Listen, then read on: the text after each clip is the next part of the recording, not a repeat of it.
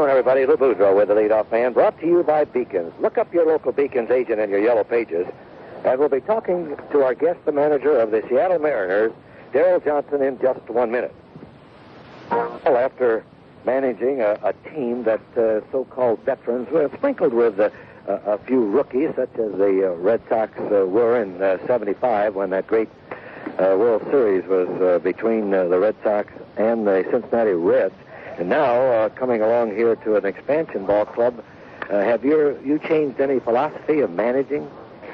Well, Lou, I think that you did what I'm doing right now enough to know that certainly when you're dealing with as many young people and inexperienced people as we are dealing with here in this camp compared to the Red Sox, you have to change a few things. I think that you have to double up and almost triple up your fundamentals. We have a lot more decisions to make on a ball club like this. And again, dealing with young people, I think patience comes into it a little bit more than what would be considered normal, because you certainly have to give these young people time to get over the jitters on top of getting them in shape. And I really haven't started judging the people here as fast as I might in an ordinary camp, just giving everybody a chance to play an equal amount of time on the baseball field. And from looking over the box scores, I would say you're very happy with your hitting. Well, Lou, as we come into this thing, the news media asked me about this and this before we ever started, and the power would be our biggest weakness, hitting would be our second weakness, and you know what, they're all calling me funny names, Lou, as you would well know, because actually, when you come down to it, our hitting has been the strongest part of our ball club at this point. But yet, that may happen in the spring, but once that bell rings, it could be different, and you could be right. Lou, when you cross that white stripe for real, things do change, as you well know. And certainly I'm not getting over-enthusiastic about these guys, but it is nice to see these young kids swing the bat the way they have at this point. I noticed in the drafting of the Seattle ball club, you did not go to your infield quickly. You went to pitching and outfield. Was that because those were the young fellows available? Well, basically so, Lou. And on top of this, we drafted Grant Jackson from this Yankee ball club. We knew that he was going to be a wanted man by contending ball clubs, and we drafted him with the full thought of getting two young infielders, which we eventually did in the Pittsburgh Pirates. Yes, you did, and that solidifies that infield with Reynolds, who is a very fine glove man. They tell me, and the reports on him are outstanding, Lou. His prospects of being a darn good shortstop, and he's certainly starting to show it to us right now. What about your pitching? What will be your rotation? Well, Lou, as far as names, I can't give you names at this particular time, but I will say this. When I spoke about hitting and power being our weaknesses, I think when we come out of this camp that our pitching will be the strongest part of our ball club. And that, of course, means a great deal that you can be in ball games practically all year if it holds up. Well, we're playing in a big park, Lou, to where power is going to be nullified and the ball doesn't carry in the dome, so I don't think the home run ball for either side is going to enter into it quite as much as the pitching will. And again, hopefully, and the way it looks to me, the pitching should keep us in the ball games a big percent of the time. Actually, then, you and your coaching staff and the organization, they have perhaps divided this year into two seasons. This spring workout is actually a season for fellows trying to make your ball club. Lou, you're exactly right. Our basic part of what we're doing right now is looking at the people to cut us down to 25 people, and it's a competition at every job on this ball field. And we couldn't say for sure right now that any one man has a position sewed up. And competition means so much, as you know, in your major league career as a catcher and also as a manager and coach. Well, Lou, you and I would both love to have a situation exist where you got competition at every job, because these people are hauling their cans and they're playing the game as hard as it can be played. And I know as a manager, that's always a joy to behold, and they're really going hard at it. I understand that you have a great following and backing in Seattle. When you open up there in the Dome, that you perhaps will have a sellout. Well, again, I don't know that much, Lou, about ticket sales, although the people that I have talked to from the front office they're very enthusiastic, so I know things are going well for us in our opening game up there. And you mentioned to me earlier that you have 19 out of the first 21 or 22 games at home. Is this an advantage to you? Well, Lou, I think with our young people and a big percent of never playing on an artificial surface, it will be a decided advantage. Not only do we have 2 workout days when we get through with spring training, but we play, again, 19 out of 22 games at home, and I like that because we can fundamental our guys in our own park, mornings for night games, and really we're going to be still doing fundamentals as we go into our year, and it really is much better to be home to do those things than it is to be on the road. Do you have no goals? How can you set goals in this? tell you what, I have a goal, but it doesn't have anything to do with numbers. Every month that we go out to play the game of baseball, I expect us to play better in June than we did in May. I expect us to play better in August than we did in July, and the wins and losses will follow accordingly, in my opinion. And if I know one Darrell Johnson, that's exactly how it's going to happen. You may be able to make the mistake once, but don't do it again. Lou, I'll tell you what. If it don't go the way I'm talking about, I'll find myself a nice golf course and go take a look at that. No, you won't do that, because starting out with this great expansion ball club, and we keep saying that there should not be any more expansion because of the qualified ball players. We haven't enough at major league level. But if you've got hard-working individuals working hard, a youngster can just put out the best of his ability and put on a good show for you. Lou, you know, it's so amazing how if you relieve the pressure of a better player in front of you at a position at the big league level, and you're a young man, and let's say that you were playing as a young man center field for the Boston Red Sox at AAA, and you were a good player, but still you can't beat out a Freddie Lynn, and I'm using those names because they come to my mind quickly. You remove that pressure, and it's amazing the way some of these people can walk out there and show you how they can play the game without that pressure, and there's going to be some of these boys that are going to be darn good baseball players. Darrell, we want to wish you a lot of luck, and I hope you remain in this uniform for as long as you desire.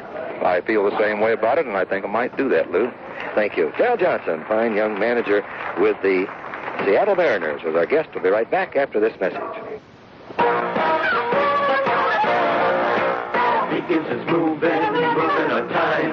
Moving like express, right down the line. Making the road go smoother for you.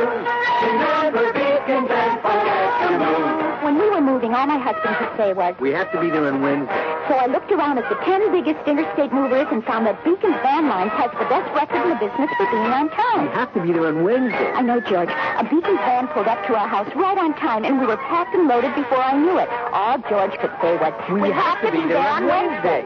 So I double-checked everything, and sure enough, on Wednesday, there was Beacon's right on time. What's this? The game was changed to Tuesday? George, be sure to remember Beacon's Van Lines if your husband's on a schedule. Then buy him a couple of tickets and send him off to the game. I'm not going. You are. Just remember Beacons and forget your move.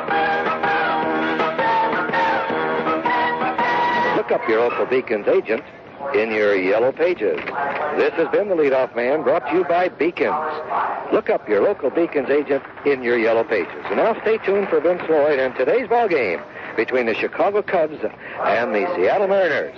This is Lou Boudreau. This has been a presentation of WGN Sports. This is WGN Radio Chicago. How much your dollar buys today depends on where you spend it. Take automotive electronics. It's a beautiful day for a ball game, today. The fans are off to get a ticket or two. From Washington to Kalamazoo. It's a beautiful day for a home run, or even a triple's okay. We're gonna cheer and boo and raise a hallelujah at the ball game today. The Chicago Cubs are on the air. Good evening, everybody. Vince Lloyd and Lou Boudreau reporting to you today. The Cubs taking on one of the new expansion teams in the American League, the Mariners from Seattle.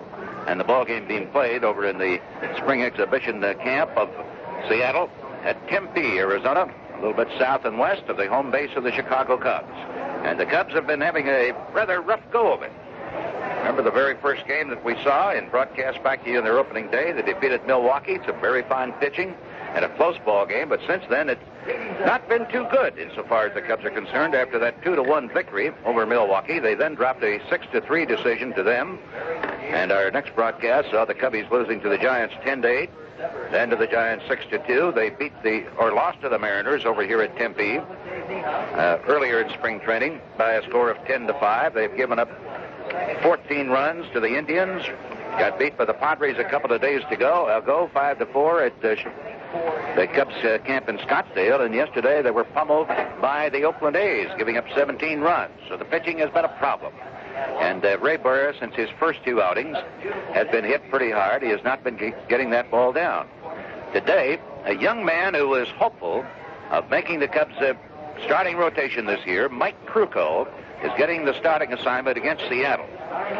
And we are going to have the use of the designated hitter today because we aren't the home of this American League ball club. and both teams will be using the DH. Frank McCormick, who last year pitched in the minors at Evansville, a big right-hander, is going to be the starting pitcher for the Mariners. Our broadcast today is brought to us by the G. Heilman Brewing Company of La Crosse, Wisconsin, the makers of Old Style, the Pure Brewed beer from God's Country, True Value Hardware. If you use it in, out, or around your home, you'll find it in Payless Ford at True Value. General Finance's 65 Chicagoland offices. To borrow up to $10,000, just call friendly Bob Adams at Andover 3-2020. And by Fireside Chrysler Plymouth Mazda. They're located on Goff Road, just west of Route 53 in the Woodfield Shopping Center.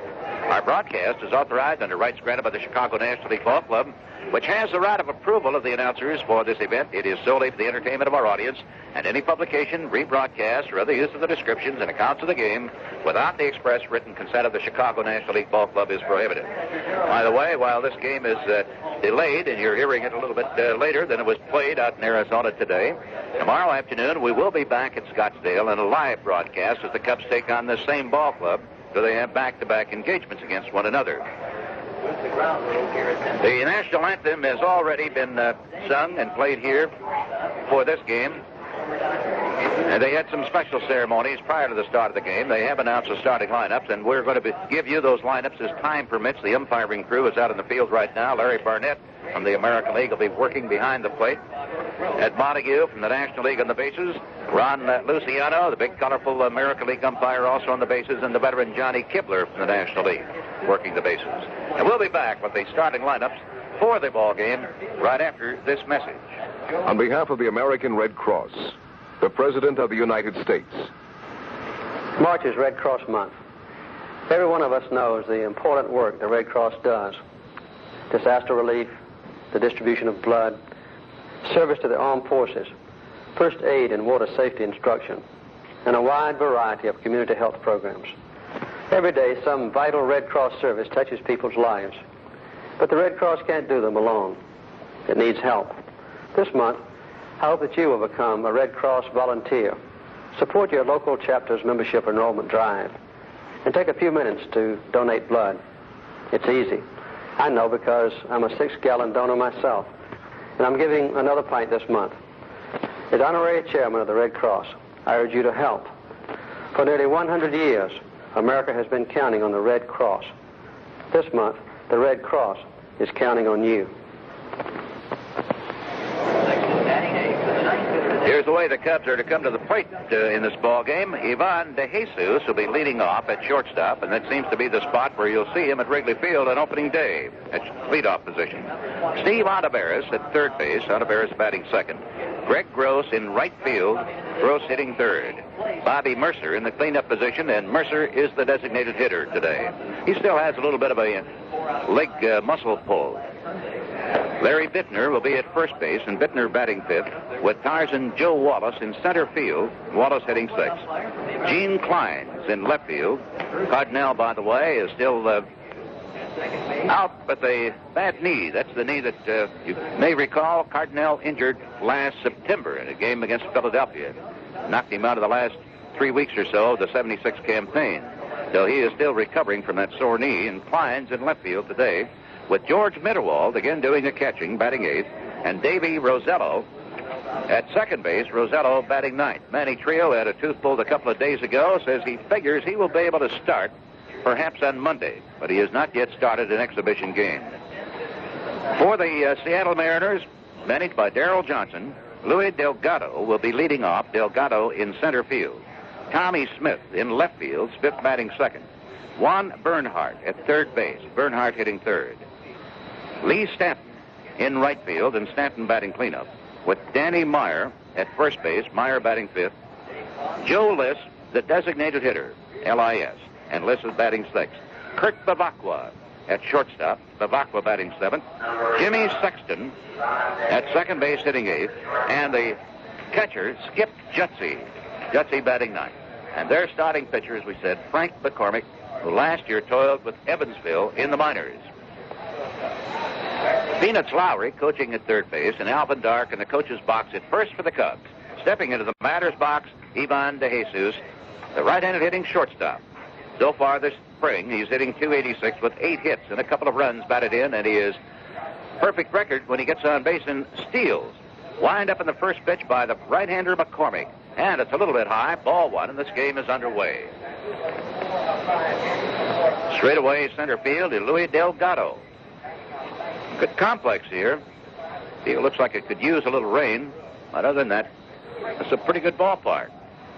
And the wind up in the pitch a little low. Ball 2, no strikes. Down the line, it's 360 feet to the dark green fence. Our rally in left center, but 390, maybe 395. Here's a pitch, a fastball, low and outside. And McCormick has gotten himself in the hole. Ball 3, no strikes, and Ivan De Jesus. McCormick has worked 6 innings so far this spring, picked up a victory. Big right-hander is only allowed 1 hit. Walked 3, struck out 2. Fires a fastball in for a strike call. It's Larry Barnett, and the count on Ivan goes to 3-0. At first base is Danny Meyer. Jimmy Sexton at second, Babakwa at short, and Bernhardt at third. The wind-up 3-1 delivery. De Jesus almost is hit by the pitch. It gets off the catcher's mitt, rolls back to the screen. Ivan, who had gone to the deck down there, gets up and trots down to first base. He has issued a base on balls to lead off the ball game.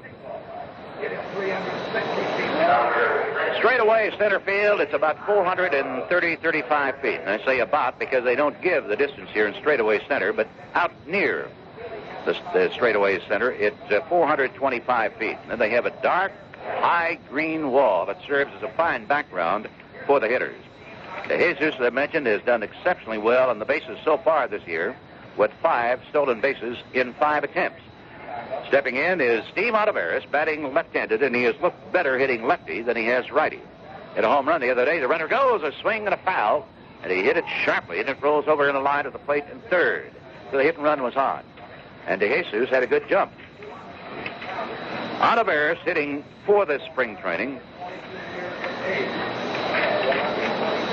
Just 182.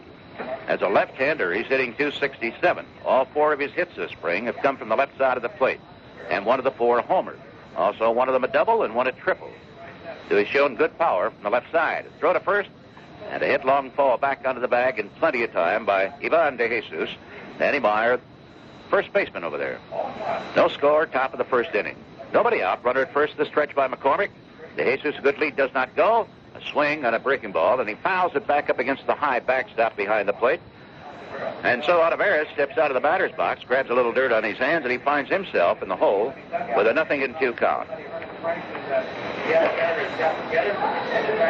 You know that old saying, in the spring a young man's fancy turns to love and baseball. More about that in a moment. Here's the stretch and the pitch. Way outside with the fastball.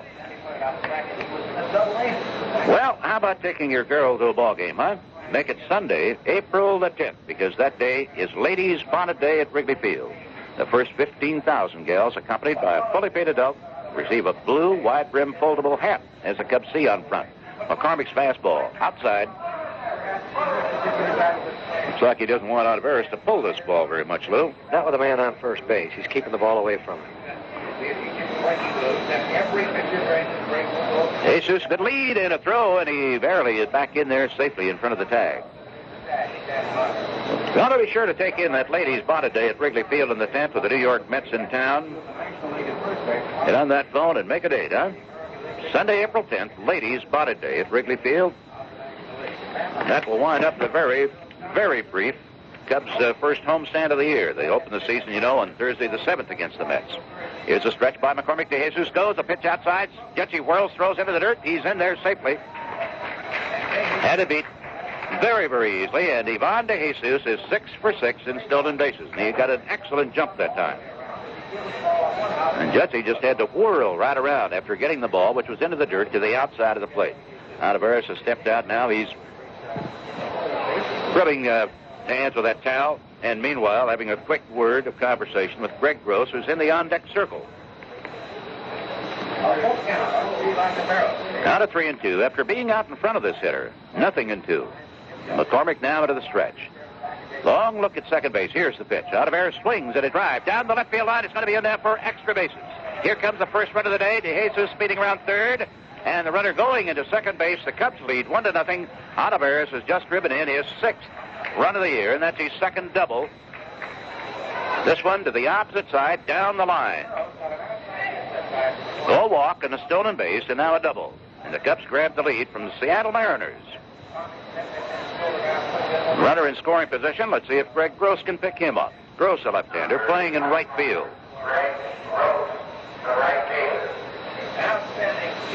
Gross hitting .364 this spring, has pounded out 8 hits. One of them a home run right here at this ballpark over the right field wall. Some 390 feet away. He's driven in 3 runs. So McCormick again working from the stretch, and the right-hander's first pitch. Strike called right down the middle. McCormick, a native of the state of New Jersey.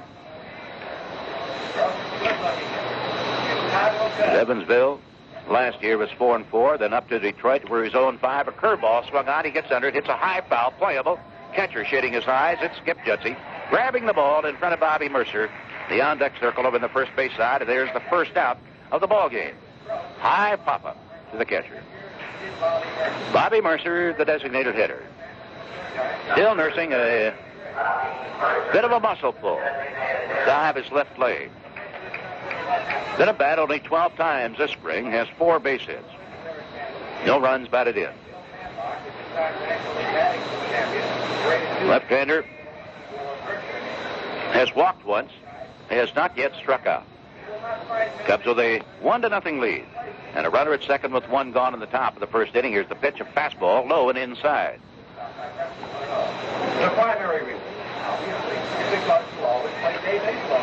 In the on-deck circle now is left-handed hitting first baseman Larry Bittner.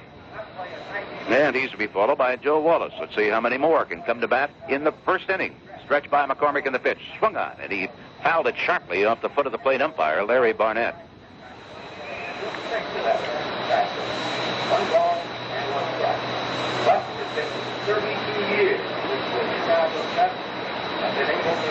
Ball game opened with Ivan DeJesus drawing a base on balls.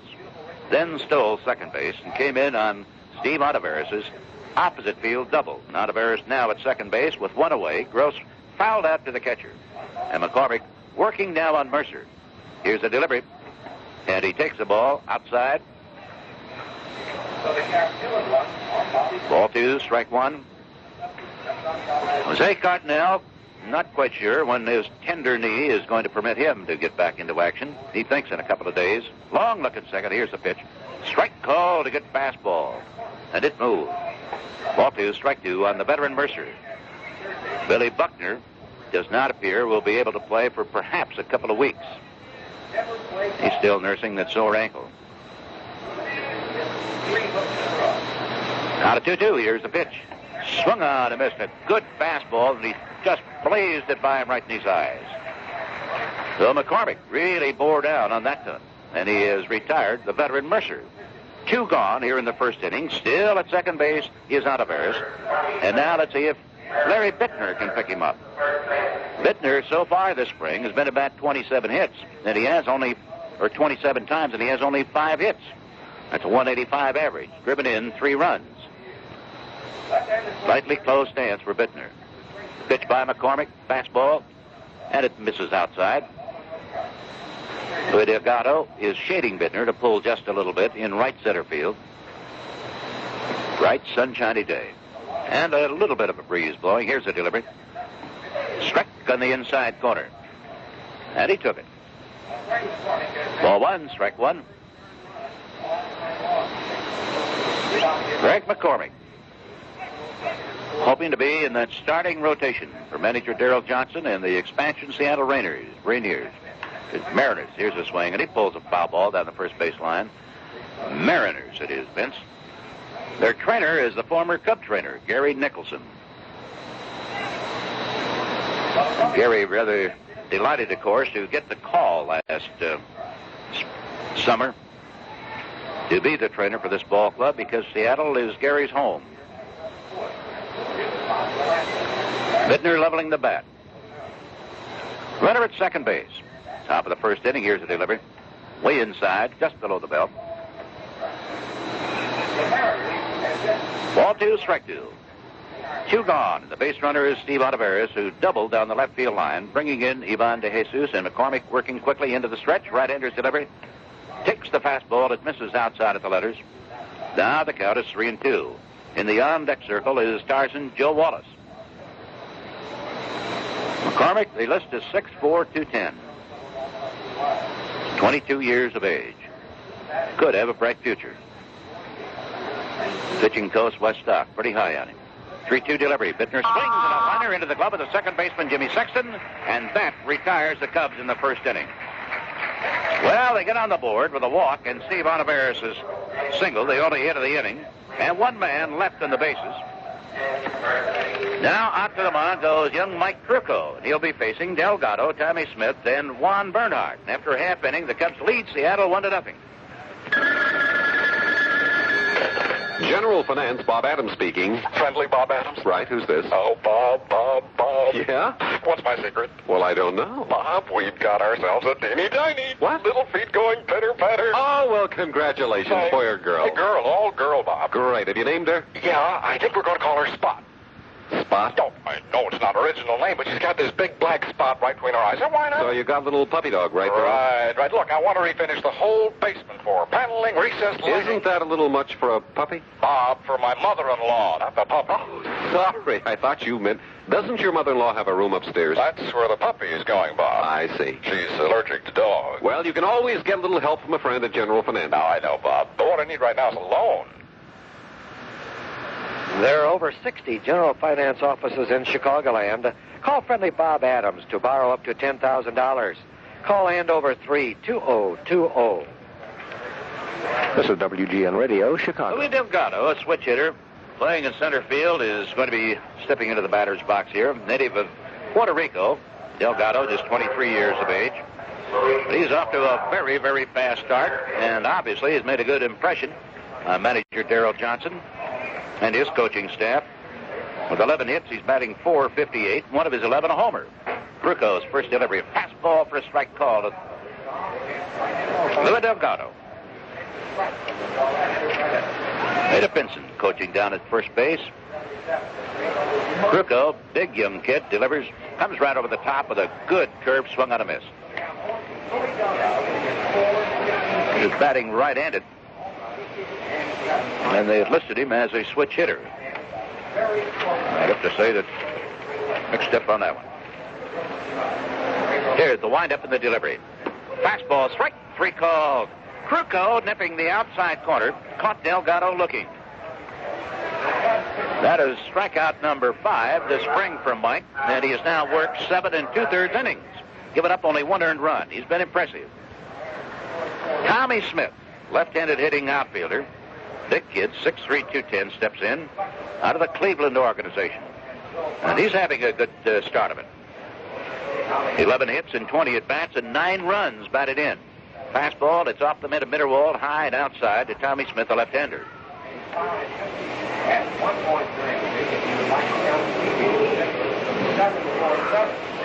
Mike Krukow making a bid for a starting spot with the Cubs this year. Over the top, a one-hopper right back to the pitcher. Mike's got it easily. Tosses over to Bittner at first base.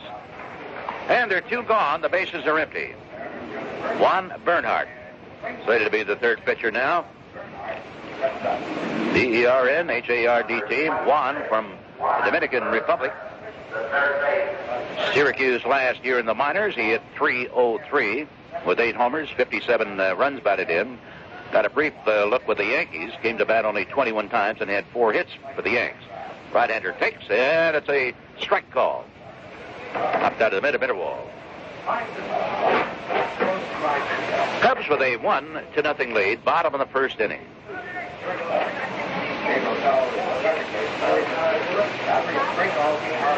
Pitching still looks like a major problem for the Cubs for this year. Of course, during the week since we last talked to you, the Cubs made that deal with Oakland, getting back relieving pitcher Jimmy Todd. There's a swing and a curveball, then he fouls it back, and they just announced a few minutes ago that Jimmy Todd has come to terms with the Cubs. General Manager Bob Kennedy, Todd says he has a 2-year contract. Here's the pitch. A little high with the fastball. Ball 1, strike 2. So all of the Cubbies are in the fold. Bill Coleman went over to Oakland in that deal. 1-2 pitch. Comes back with a curve right over the top of it that time, and it's bounced sharply over to the dugout of Seattle over in the third base side. A lot of folks don't even have to pay admission to see this game. They can park their cars up on the hill beyond the left field fence. They get a good view. Krukow delivers. Here's a swing and a drive into right field. Greg Gross is there. He reaches up and he hauls it in, and Seattle in the first inning goes down in order. Good start. At the end of one. Cubs 1 and Seattle nothing.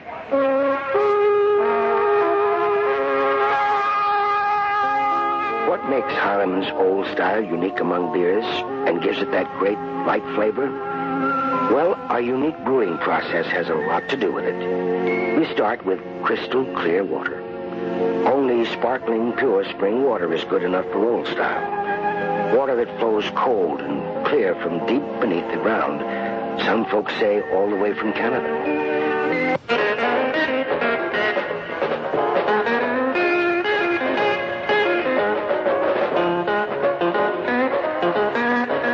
And the most expensive. And it's what gives Old Style its great light flavor. Try Old Style. Pure brewed in God's country.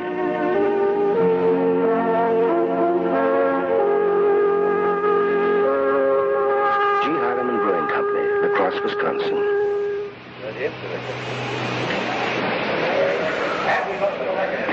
Well, with the questionable pitching the Cubs had last year, and certainly it's been questionable so far this spring, a fellow like Mike Krukow, appearing as he has when we have had a chance to see him, he looks like he's got a good shot at making it, doesn't he? Well, this is one of the two youngsters that I mentioned earlier has an opportunity to be a surprise and be a youngster that can pitch Major League Baseball. Krukow and Jeff Albert. Albert is a little farther away from Major League than Krukow, but I'm quite sure if Krukow does well today, he may be on that starting rotation. Tires and Joe Wallace, batting lefty, steps in, and the first pitch to him is a little high for ball one. Tires, 5 hits in 20 at-bats this spring, 1 run batted in, makes him a .250 hitter. Larry Barnett from the American League calling the balls and strikes. Wind up by McCormick. Tries to throw the curve, it didn't break. Hung very high. Ball 3. No strikes now in Tyerson. Strange thing about Mike Krukow at Wichita in the minors last year, he was 7-9. Had a pretty good earned run average, though, 3.3. Here's a pitch. Too high, ball 4. Well, he started out the ball game by walking Ivan De Jesus, who promptly stole second base and tallied on the only hit of the ball game so far by anybody, an opposite field double by Steve Olivares. And now, Tyerson leads off the second inning by drawing a walk. Gene Clines, who's been impressive out here in spring training this year. He's played in the outfield. He's been working out a lot at third base. He looks like he can handle that position okay. Clines hitting .421, right-handed hitter. And he's starting the majors with the Pittsburgh Pirates. Cubs got him from Texas. Here's the pitch. Way outside with a breaking ball. And I mean it was way outside. And Skip Jutzy, caught last year for the Houston Astros, is call time. He wants to try to settle down. Frank McCormick. Cub fans out here today include Mike Mansueto from Hammond, Indiana, Larry Glick from Glenville, and Jesse Barron from Milwaukee. He says, hey, what's going on here? He's seen 6 games, the Cubs so far this spring, and he's picked losers all the time. Well, maybe here at Tempe against Seattle, Jesse Barron will see the Cubs come up with a victory. Throw to first and runner back safely.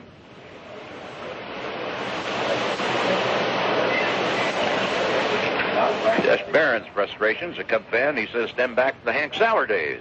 Fastball, and the big right-hander misses low and away. So he's gotten behind on Gene Clines. The count is 2-0.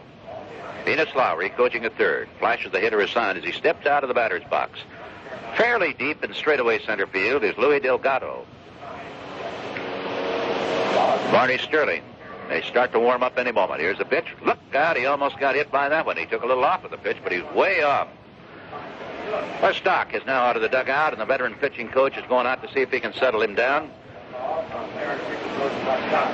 From what we've heard about McCormick, Lou, he did not appear to be the kind of a guy who would have control problems. Well, he's firing now, and that's, I guess Jutsky has just eliminated any breaking pitch or let-up, and he's having trouble, of course. I see that Glenn Abbott starting to warm up for Seattle, and he wasn't due to pitch until the 5th inning. So this kid out here so far in the 1st inning, and to one batter who walked in this inning, Wallace, and also to Kleins, he must have thrown 50-some pitches already.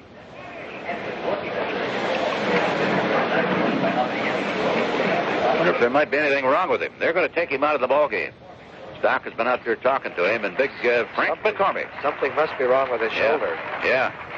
Well, he's holding his right arm right close to the side as he trots off into the dugout behind third base. And Gary Nicholson, the trainer now for Seattle, is disappearing in that runway leading to their clubhouse behind third base. And Glenn Abbott coming on to work in relief. And while we have this delay in the action, let's take time out for this message.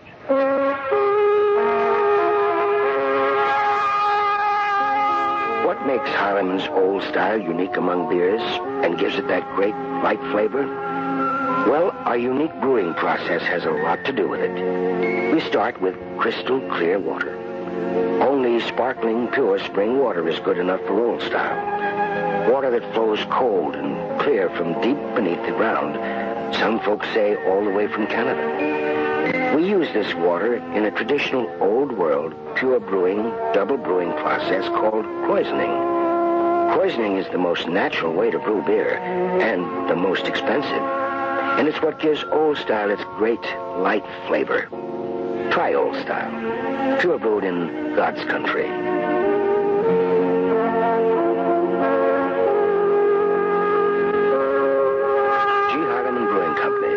Wisconsin.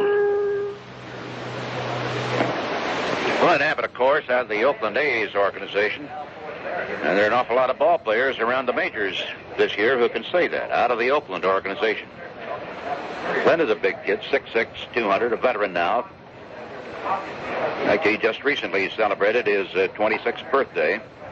Oakland last year, he was 2-4. He's been in the majors a little over 2 years. His earned run average was no bargain with Oakland a year ago. Over 5. Worked 62 innings, and he was hit hard. Gave up 86 or 87 hits. Spring is springing, no doubt about it. Even though I know you have some snow forecast in the Chicago area for tomorrow, you just know that spring is on its way. The Cubs will be swinging into Wrigley Field to begin their first home stand of the season. A biggie. The Cubs will go 3 in a row with the New York Mets. Thursday, April 7th. Then on Good Friday, they will be off, but they'll resume action with the Mets at Wrigley Field on Saturday and Sunday, April 9th and 10th. They'll be there for the season opener, April 7th. Hall of Fame selectee Ernie Banks is slated to throw out the first ball, and if he's fast enough, he may run to home plate and hit it also.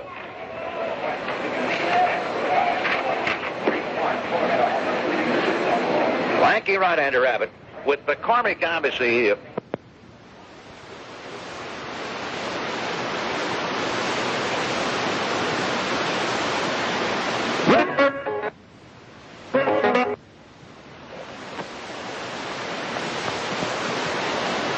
Crest Hill. The principal owners of the ball club has been out here. Not only takes part a lot in workouts, but he is down in the dugouts before the game.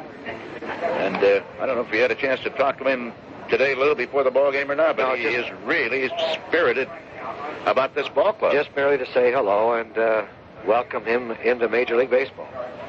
Been a long-time baseball fan. He goes back, he says, to the days of Van Lingle Mungo. That's almost before your time. Almost. Any time is before my time.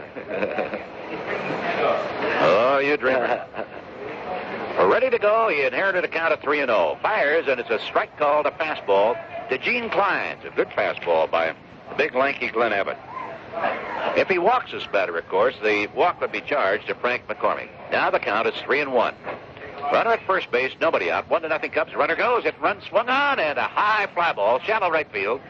Digging in, Lee Stanton. He's there. Makes the catch about 30 feet out in the grass. So Gene Kleins is retired. Got underneath on the hit and run. Wallace back at first base. And here's George Mitterwald. Been pretty consistent at the plate this spring. Veteran right-hander, 6 hits and 18 at-bats. Batted in only 1 run. But he's been coming up with those 1-for-3 days. Steve Swisher still with a bit of a sore shoulder. Although manager Herman Frank says there's nothing physically wrong with Swisher. Just doesn't like the way he's been swinging the bat or catching. But understanding is that Steve is still having a little bit of a problem with his shoulder. Pitch was a fastball low and a throw to first base. Tires Wallace barely got back in time. Colorful Ron Luciano. The American League umpiring at first. Stretch by Abbott. Here's the delivery.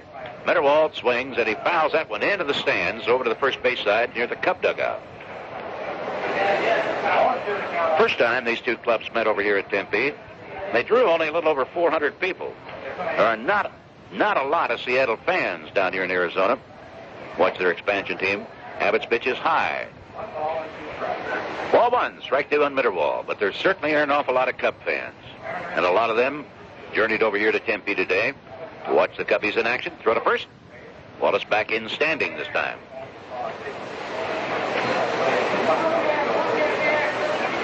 One away. Cubs batting in the second inning. They lead 1-0. There's a swing. Mitterwald pulls a base hit through the hole on the left side. Wallace will have to stop at second base. Mitterwald coming through with his 7th hit of spring training. Cubs with runners at first and second. And Davey Rosello, as the Cubs are employing the designated hitter today, steps in. He is hitting .313 this spring with 5 hits in 16 at-bats. He has a chance to drive in his second or third run of the spring season. Has 1 RBI so far this spring. Hitting in the number 9 spot. One away. Here's the delivery. Abbott swung on a base hit into left field. Dropping in front of the left fielder. Here's Wallace coming around third. Here's the throw from Tommy Smith. Cut off. And Mitterwald gets back into second safely. The Cubs lead 2-0 as Davey Rosello lines a single. His 6th hit of spring training and his 2nd run batted in this spring. The Cubs have a 2-0 lead. Runners at first and second. And now it's Ivan De Jesus, the top of the batting order, up. Number 11, Ivan De Jesus, the shortstop. Cubs with 3 hits for the day, 2 off of Glenn Abbott. De Jesus walked, stole second, and he is 6 for 6 in stolen bases out here this spring. He scored on Steve Ontiveros' opposite field double. Right-hander on the mound delivers a strike right at the knees of Ivan. On about 5'10", pretty solidly built, very compact. He was not exactly enthralled with Larry Barnett's call on that last pitch. He thought perhaps it was a little low and inside.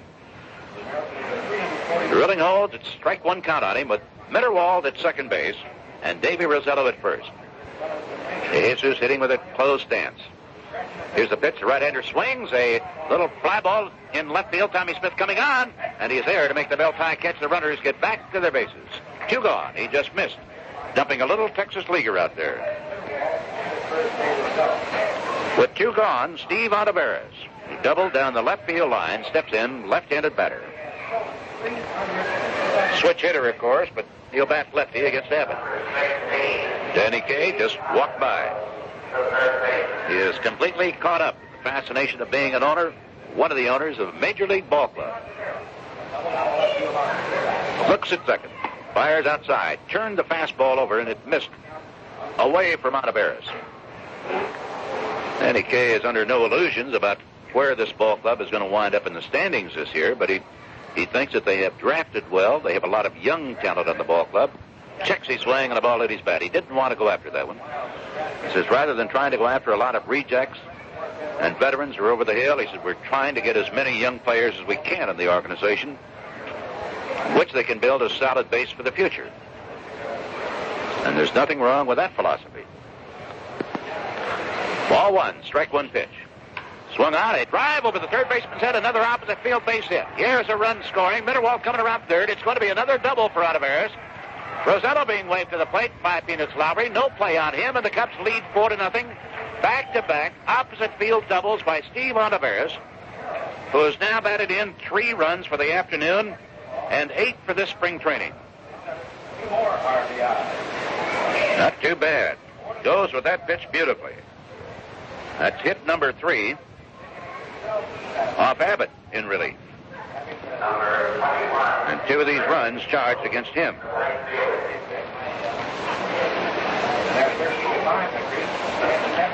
The Cubs with a 4-0 lead. A runner at second, and stepping in is Greg Gross, a left-handed hitting outfielder. He looks at a ball going away. I'm sorry, it's a strike call.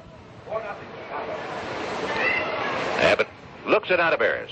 There's a curve swung on, and he drives it into center field. It's in there for a base hit. The runner goes. Here's a throw, a little late. Slides, and he is in there safely. Gross with a stolen base. Well, one thing about the Cubs this spring, while their one-loss record is certainly no bargain, there is a tremendous improvement in their stolen base department. They are now 12 for 12 in stolen bases this spring.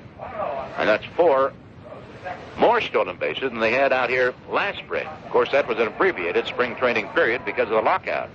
There's a swing by Mercer. He gets under the pitch and fouls it back. It's out of play into the crowd. So the count is ball 1, strike 1 on Bobby. Gross in scoring position with 2 gone. And the Cubs out in front, 5-0. They have 5 hits. We're only in the second inning. The pitch by Abbott. Curveball swung out. He drives a fly ball to left field. It should be caught. Tommy Smith is there in the sunshine, and he grabs it to retire the side. The Mercer is a DH, is 0 for 2 today, but a big second inning for the Cubs. 4 runs in the inning. 1 walk, 4 base hits. 1 man left on at the end of 1.5 innings of play at Tempe, Arizona. The Cubs lead Seattle 5-0. Say, do you want a little bit more for your money? Now you can get 7 little bits more for your money at True Value Hardware stores. The Master Mechanic 7-piece drill bit set for just $2.99. Use these high-speed steel bits for drilling holes ranging from 1/16 inch to 1/4 inch. The 7 drill bits have shanks that will fit any size power drill up to 1/2 inch, so you can use them with your present drill. And they come in a sturdy plastic case for convenient storage. The Master Mechanic 7-piece drill bit set is the perfect starter set for any home workshop, and it's just $2.99 at your nearby participating True Value Hardware store. No matter where you live, you'll find a True Value Hardware store nearby to serve you. Seattle acquired last November in the expansion draft from California. Is going to be leading off. He had a very disappointing season last year after having a pretty fine season in 75. 75, he had his best year in the majors, setting career highs and leading the Angels with 14 homers and 82 runs batted in. Stanton, the right-hander, checks his swing. Kruko's pitch hits his bat and goes foul. Jim Busby, familiar name to Chicago, played with the White Sox back in the 50s, coaching at third base. And Veda Pinson, another fine former Major League outfielder, coaching at first. Kruko's delivery, fastball. The right-hander misses outside. Ball 1, strike 1 on Lee Stanton. Went to California, the Mets in 72. Played 5 years with the Angels. Swings, and he gets under it. It's a high foul. It is back out of play. Right over our heads. 5-0 Cubbies. With Seattle batting in the second inning, Stanton is to be followed by the first baseman, Danny Meyer, and then Joe Liss, who hopes to make it in the majors this year. He has been a tremendous power hitter in the minor leagues. Liss has. Kruko winds. Right-hander's pitch, curve, and he just missed the inside corner. Ball 2, strike 1 on right-handed hitting Lee Stanton. He is 7 for 21 this spring, Stanton is. 2-2 delivery. Jamsey with it. He swings, fouls it back out of play. Kruko with a good live arm.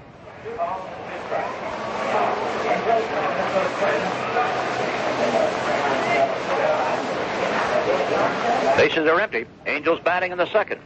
Mike Kruko's next pitch, fastball, just missed the outside corner to run the count to 3-2. Mitterwald thought they had the batter looking at strike 3. Larry Barnett, American League plate umpire, said, Cubs with 5 runs and 5 hits. Angels went down in order against Kruko in the first inning. Here's Mike's next delivery, swung on, and a drive over the second baseman's head. It's going to split the gap between right and center field and rolling all the way out there near the fence. Picked up, dropped by the center fielder, dropped again, and that'll permit the runner to go to third base, as Tarzan Joe Wallace could not find a handle on the ball. Picked it up once, dropped it. Picked it up again, dropped it. I'd give him a double and an error, but let's see what they're going to call it. Right between Wallace and Gross. No error has been posted yet. They have a runner at third base. With nobody out, left-handed hitting, and Danny Meyer steps in. It's 252 with Detroit a year ago. He swings, pulls the pitch foul. Goes over in front of the Cub dugout behind first base. This spring, Meyer hitting 267 with 3 runs batted in. 4 hits for him. Runner at third. 5-0. Cubs lead. Angels batting in the second inning. Wind up by Mike Krukow. Here's the pitch. Fastball low and inside. Starting to go after it, held up in time. With Detroit last year, Meyer got into 105 ball games. 252 was his batting average. Had only 2 homers, 16 runs batted in. Here's the pitch, and the left-hander swings a drive into left field. Going back forward to Gene Clynes. It is well hit over his head. Bounces over that high dark green wall for a ground rule double. And the Angels are on the board. It's 5-1 Cubs.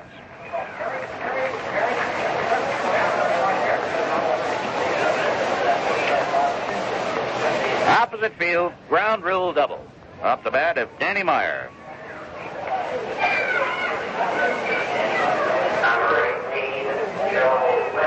So Krukow, after putting the side down in order in the first inning, in this inning has been greeted by 2 extra base hits and given up a run.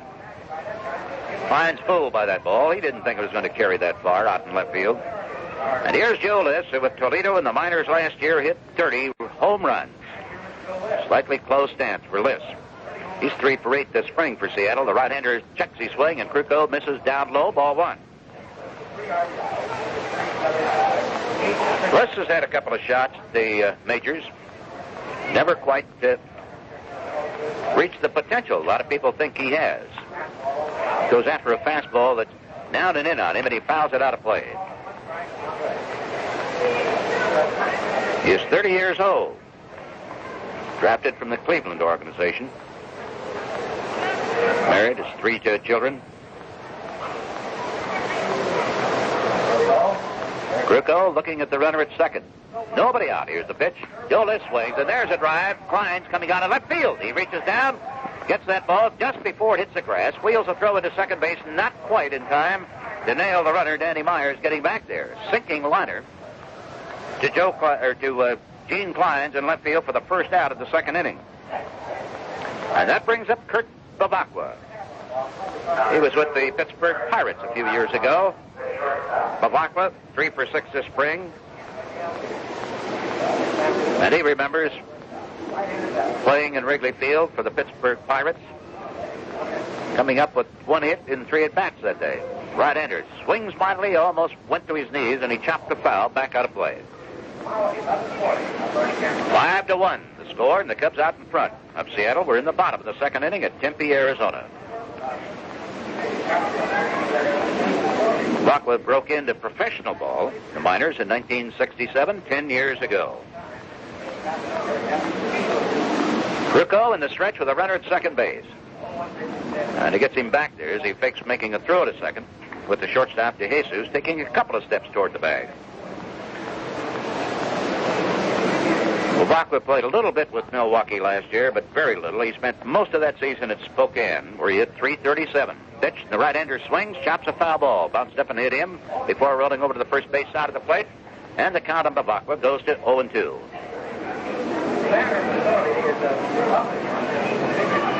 This is the guy you may recall who won the National League bubble gum blowing contest a couple of years ago. Great performance. Here's the pitch. Fastball. It's too high.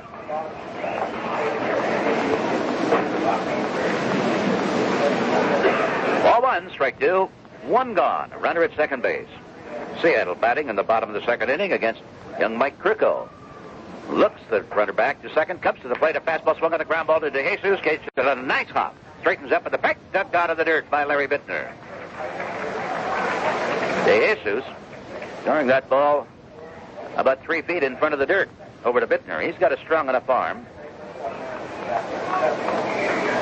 That was not one of his better throws, but Bittner scooped it up cleanly. The runner holding at second base, there 2 gone.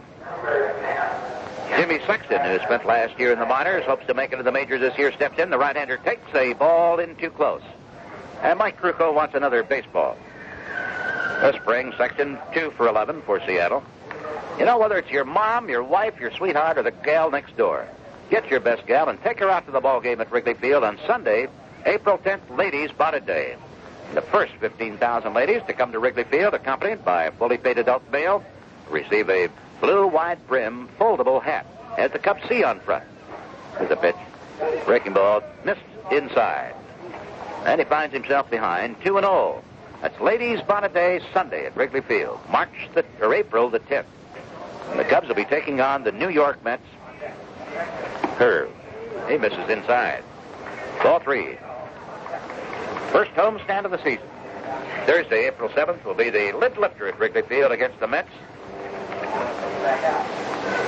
Pitching matchups, may find Ray Burris going against Tom Seaver, who seems to be disenchanted with the Mets front office again. Trio delivery, fastball. He pumped that one right in.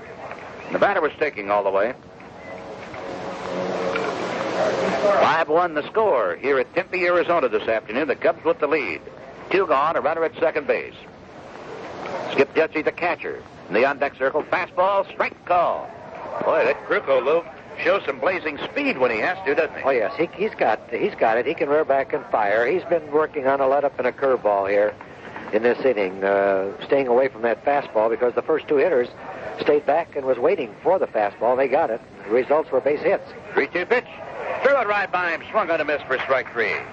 Well, he opened the ball game, the first inning, with a strikeout, and he ends the second inning with a strikeout. So after the first 2 batters got on with extra base hits, they managed only 1 run, and 1 man is left on, and at the end of 2. Cubs come to bat. Leading off will be Larry Bittner, and the Cubs lead Seattle 5-1. General Finance, Bob Adams speaking. Bob, you gotta talk him out of it. Talk who out of what? He's on his way now. Who is this? Iris Bluestain. Iris? Wife of that well-known athlete and adventurer, Bernie Bluestain. Oh, Bernie Bluestain. You don't remember, do you? No, I don't. Bob, whose mountain climbing expedition to Mount LaRue during the rock slide season did you finance 2 years ago? It's coming back to me. And whose balloon ascension over Lake Tonawanda in an electrical storm did you make possible last September? Got you. Last week, he discovered that the 1947 record for water skiing the entire length of the Mississippi has never been broken. You don't All mean. the way from St. Louis to Cairo on his left leg. He broke the record. No, his left leg. Bob, whatever he's got in mind next, you gotta talk him out of it. Well, I'll do what I can, Mrs. Thank you, Bob. Thank you. Well, you can always get a little help from a friend at General Finance. I mean, our medical bills have been astronomical. You can also get a loan. There are 60 General Finance offices in Chicagoland. Call friendly Bob Adams to borrow up to $10,000. Call Andover 32020.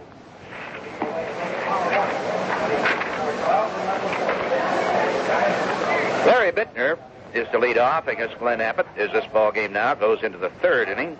Bittner lined out to the second baseman to retire the Cubs in the first inning. Not off to a very fast start this spring. 5 for 28. Well below the 200 mark. He'll be followed by Tarzan Joe Wallace and then Gene Clines, and we hope a few more. Abbott, the big veteran right-hander, came on when in the second inning, starting pitcher Frank McCormick came up with an injury that has not yet been announced, probably to his shoulder.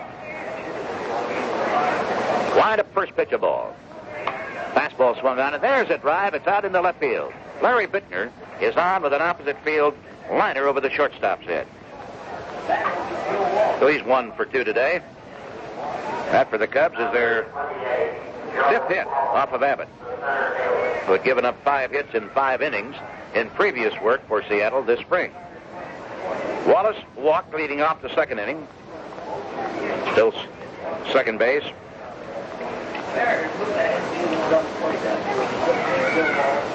Came in on Rosello's base hit, and he takes the curve too low. Vince Lloyd and Lou Boudreau reporting here at Tempe with bright sunshine. As usual out here in the Valley of the Sun. Abbott in the stretch. Runner doesn't go, and a ball outside. 2-0. Rick Russell is slated to start tomorrow, and our broadcast will be on, starting with Lou and the leadoff man at 1:40 tomorrow afternoon.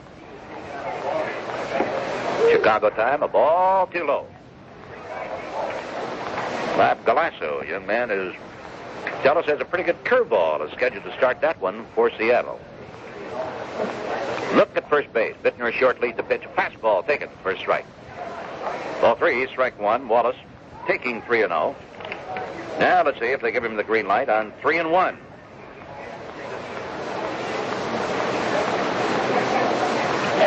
But there's still a fairly short lead. There he goes, and pitch is high and outside. The run and hit that time. Ball 4 puts runners at first and second. That's the first walk issued by Abbott, and only his second this spring. With nobody out, Cub runners at first and second. Cubbies leading 5-1. Gene Kleins, who was in the batter's box when McCormick had to leave the ball game, and Abbott came on, inherited a 3-0 count, but he got Kleins. They hit and run a little fly ball to right field. Gene takes it high, ball 1. Runner at second is Bittner. The runner at first base is Joe Wallace. Glenn Abbott out of the Oakland organization on the hill.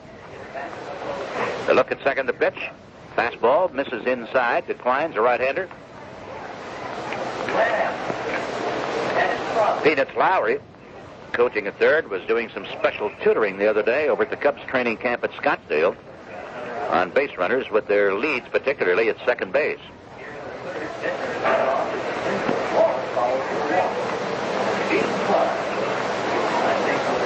Abbott has his sign. Here's the pitch to Klein. Swung on. Ground ball back up the middle, and it's in there for a base hit. Here comes Bittner flying around third. He will score easily, but Wallace will have to stop at second base. Gene Kleins hit one just in the third base side of the mound, out of the reach of the shortstop Bavacqua and the second baseman Jimmy Sexton. Still nobody out. The Cubs have a 6-1 lead. Runners at first and second, and George Bitterwald will be the batter. He singled in the second inning and scored. The Cubs having a little fun this afternoon. That's hit number 6 off of Abbott. And for the Cubs, their 7th hit of the afternoon. Third inning. Pitch to Bitterwald, and he takes a strike over the outside corner. A good fastball.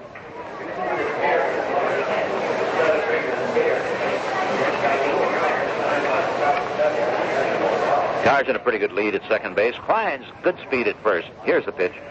Curve that's way into the dirt, and Skip Jutzy does a nice job blocking the ball, preventing it from going by him. Stars and Stripes in the flagpole behind the 425-foot mark, hanging pretty limp right now. The breeze has died down completely. Here's the pitch. Swung on, pulls the ground ball, base hit through the left side. Here's Wallace. Lowry waving him to the plate. Here's the throw to the plate. It is cut off, and the Cubs pick up another run. As Bitterwald drives into his second run this spring with his second straight hit of the afternoon. 3 hits in this inning with a walk in between. And when Abbott came on in the second inning, they got 4 base hits off of him, 3 singles and a double by Olivares. And now Davey Rosello, who singled and drove in a run in the second inning, steps into the batter's box. There is still nobody out. 7-1 Cubbies. Sounds good. Curveball. He misses inside. Very little break to it. Bitterwald is 2 for 2 today, and Olivares is 2 for 2 with 2 doubles and 3 runs batted in for Olivares. 7-1 score, Cubs. Finds a runner at second. Checks him. Throws another curve, and it misses high. Missed with 2 breaking pitches to Davey. Was hitting well this spring. Way over the 300 mark. 2 runs here in the third. 4 in the second, 1 in the first inning. Abbott looks again at second. Fastball swung on. He pulls a ground ball. Past the third baseman off his glove.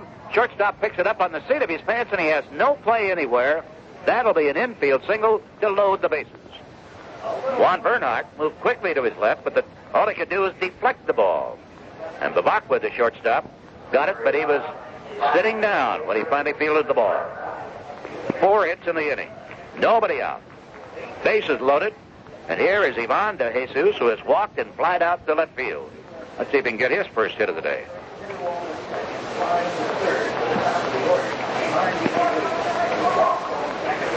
Nine hits so far for the Cubs today. Curveball right over the top, and it's way off the mark. Nowhere near the strike zone, low and outside. Abbott tried a couple of curveballs, first two pitches to Rosello. Couldn't find the strike zone. There's a curve here, and he's way low and outside with it. Bases are jammed. Let's see if he's going to challenge this hitter. Ivan De Jesus. Fastball, it's high and tight. Backed him away from the plate with that one. And he now finds himself in a hole, 2-0, with the bases jammed and nobody out. Tough inning for Mr. Abbott. So was the second inning when he came on earlier than scheduled. Fastball swung on. De Jesus hits a little foul ball off his body, winds up in front of the plate. Ball two, strike one on Ivan. Cub fans, I think, are going to like Mr. De Jesus.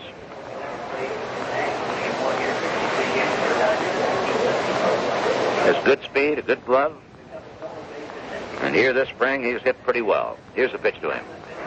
Fouled as Abbott came down and in on him. Looks like the pitch might have been out of the strike zone. But the count goes to 2-2. He took a rip at it. Klein's the base runner at third. Mitterwald at second base, and Davey Rosello the base runner at first.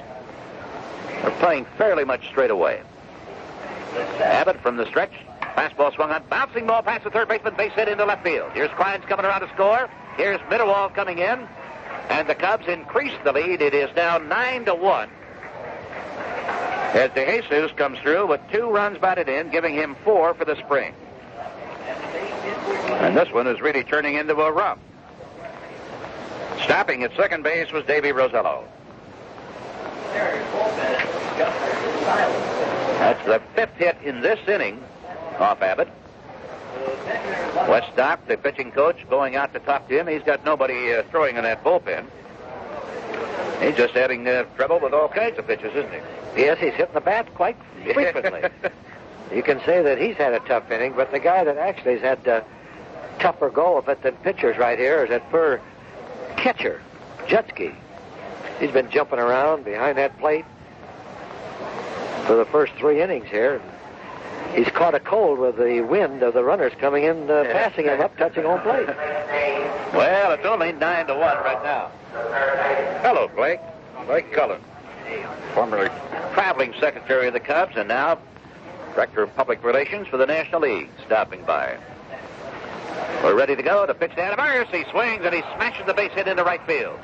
Here comes Rosello around third. He's being waved to the plate. It is now 10-1 Cubs, and Adameris has batted in his 4th run of the ball game.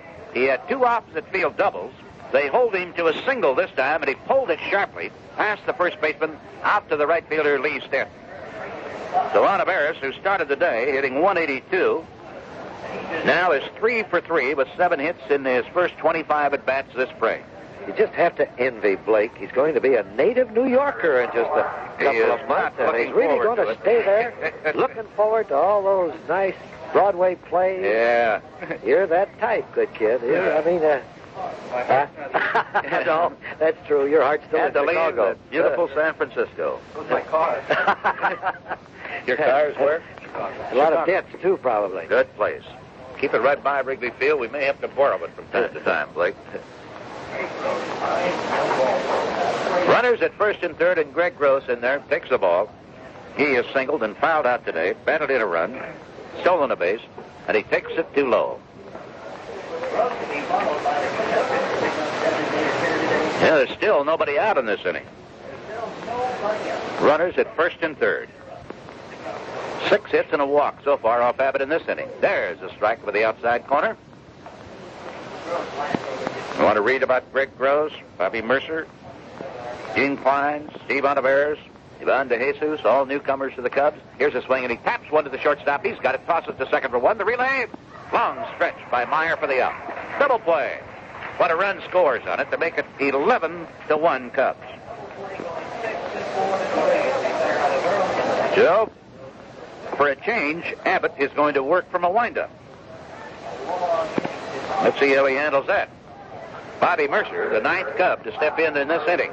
He's in the batter's box with nobody on base.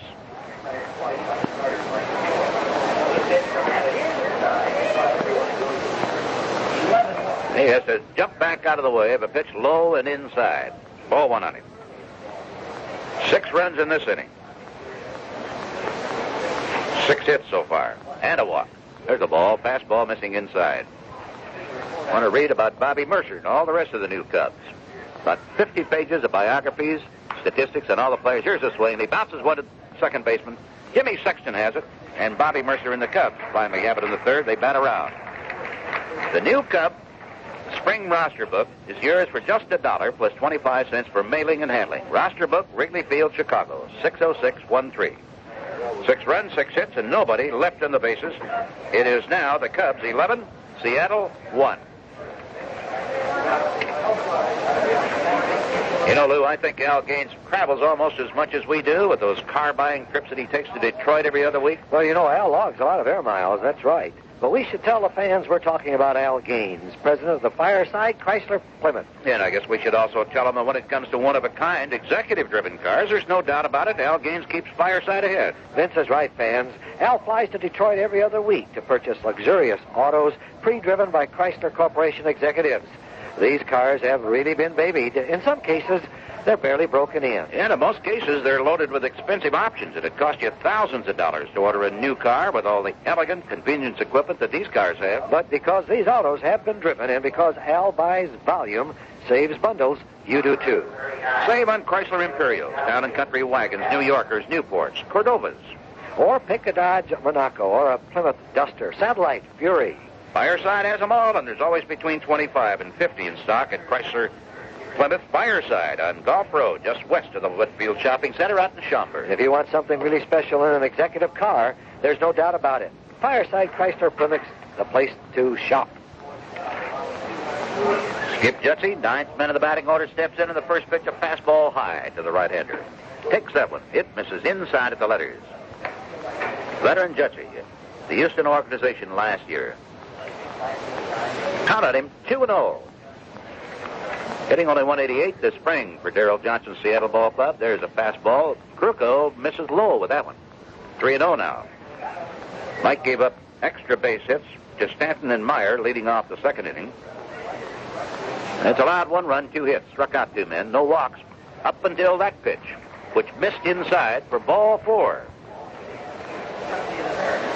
It's only the 3rd walk that Mike has issued out here this spring, and he's now worked 9 in the 3rd innings. So control has not been his problem, at least up to now.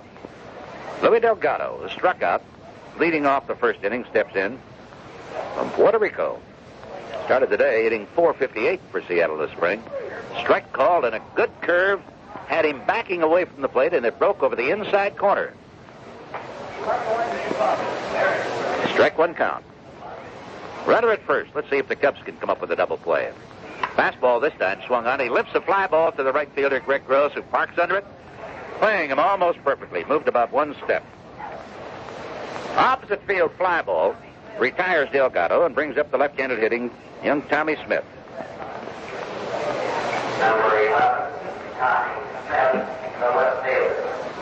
Cincinnati and San Diego have the honor of opening the National League season this year. At Cincinnati, of course. That's where they open traditionally. That'll be a couple of days before the Cubs take on the Mets in Chicago. Here's the pitch. Fastball inside. Tommy Smith leaned back away, lost his balance, and staggered out of the batter's box. 11-1 score, Cubs leading. We're not going to be too relaxed with that lead. Blake chuckled. You weren't at Wrigley Field last year when we had him at Pittsburgh, or Philadelphia, I think, 16-0. This is a good young pitcher. Krukow? Yeah. Really. I think he's going to make it. Sure hope so. Your heart's still with the Cubbies, huh? All the way. Attaboy. Mike into the stretch. Strike. Had him taking that one. Ball 1, strike 1. Kind of anxious, Lou, to get a look at Rick Reschel tomorrow. Hope he's going to be in the groove. Yes, this is the 2nd time around for most of these pitchers, and they should be improving insofar as strengthening arm. That's a swing. Foul ball. Chopped right at the plate. Can't say that about Burris his second time around or third time Second around. and third time. I don't know what Found out happened both to of him them. because the first time out, he looked perfect. Of course, it might be a good sign also, which means that he can't sit back on his laurels. He'll have to work a little bit now. That first outing perhaps gave him too much of an idea that he's ready. 1-2 delivery with one out, a man on. It takes the fastball a little bit low. Burris has been getting his stuff up high. And it has been sailing out of the ballpark with great frequency. His last two starts.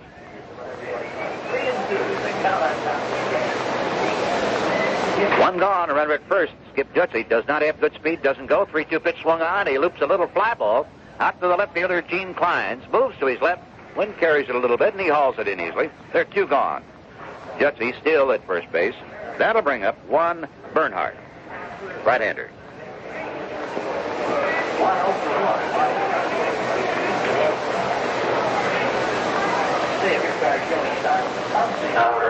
I did not see Bonham work the other day in the B squad game where they just split the squad.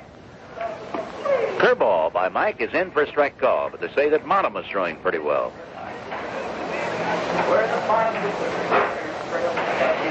Strike one count on the right-hander hitting Juan Bernhardt. Runner at first is Jutzy. They're not holding him on. Fastball did not hold up in time. The pitch looked like it was out of the strike zone, down and away to him. And he started to go after it, wanted to hold up, but he'd committed himself. So Mike is out in front of this hitter, 0-2. With two gone, Cubs romping 11-1. The pitch. Fastball swung on, ground ball to DeJesus. The shortstop has it. Quick throw to Rosello. He fields it for the force out that retires Seattle in the third. No runs, no hits, and they leave one man on. So at the end of three, Cubbies lead 11-1. Well, you probably don't go to your True Value hardware store just to buy batteries. You probably pick up some while you're there, though, just because you happen to see them at the checkout counter. Well, here's a good reason to go to your True Value hardware store just to buy batteries. Now you can get a 4-pack of Ever-Ready C or D-size batteries for just 77 cents. You might not need batteries right now, but remember those times when you needed a flashlight and the batteries were dead? Or the time you were going to the beach with your portable radio? Guess what? No batteries. Well, those are not the times to go to the store for batteries, but now is the time. A 4-pack of Ever-Ready C or D-size batteries are just 77 cents in the Hardware Week circular from participating True Value hardware stores. We finished 3, and so far, good news. Cubs with a 10-run lead. It's more than just a name. It's a way of doing business that means True Value. We have finished 3, and so far, it looks great. Cubs with 11 runs on 11 hits, and Seattle with 1 run on 2 hits. Vince Lloyd and Lou Boudreau. Lou, come on in. Let's keep it going, huh? Thank you, Vince. Cubs batted around in the third inning to score 6 runs after scoring 4 in the second and 1 in the first. Abbott has been no puzzle whatsoever to the Cubs. He's allowed the Cubs 9 hits, 9 runs. Number 26, Larry Fisker, in the first base.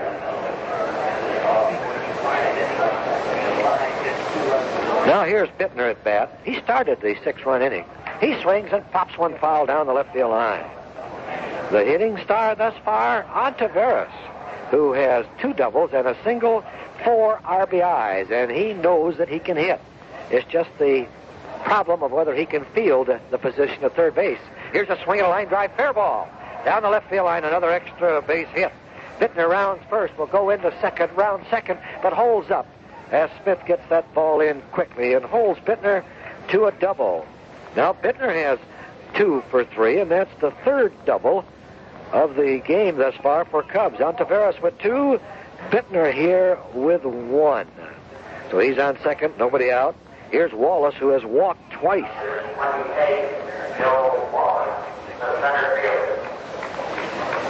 Cubs having a little fun, swinging the bats, making contact. Now, with 11 hits to their credit. First pitch by Abbott, curveball, strike call. Abbott has allowed 10 hits and 8 runs in his stint when he relieved McCormick in the second inning. Wallace takes that pitch inside as he jumps away from that curveball. 1-1, the count. Abbott, tall right-hander, formerly with Oakland, checks Bittner at second. The pitch to Wallace on its way. Checks his swing as the ball is high. Ball 2, strike 1.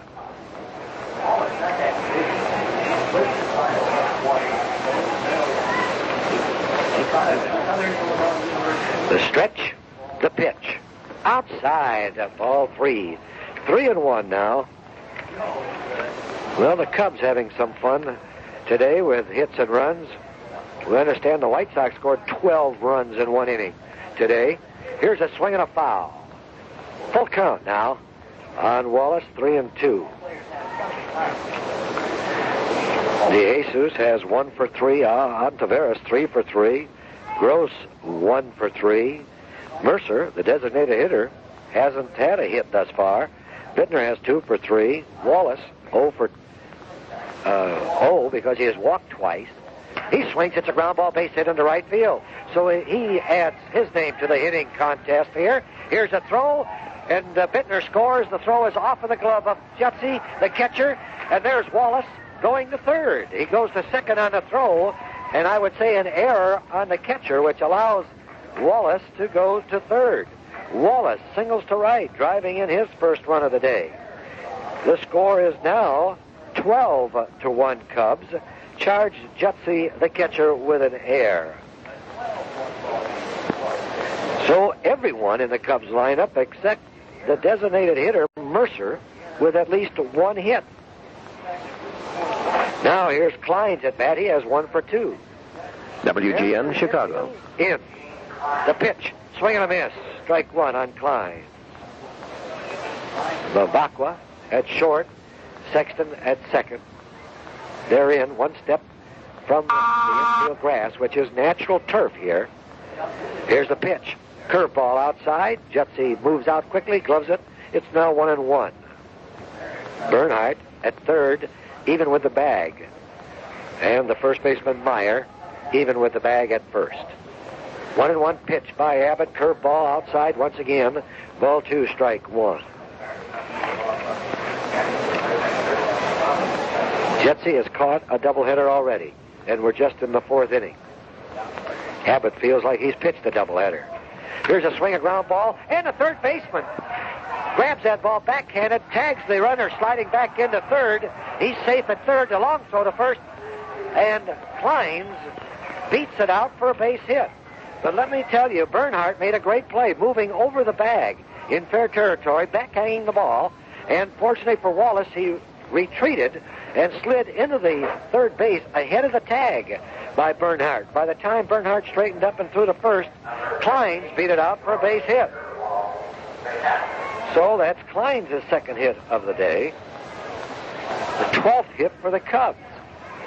And now here's Mitterwall at bat, runners on first and third. Curveball strike called. 1 run in. Wallace at third. Kleins at first. Nobody out. Here's the pitch. Inside, ball 2. Correction on that count. It's 1-1. The first pitch was a called strike to Mitterwall.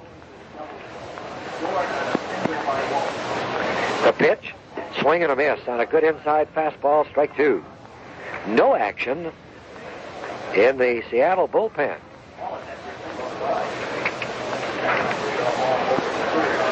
Mariners infielders now at double play depth. Curveball swinging a high, long, foul ball down the left field line.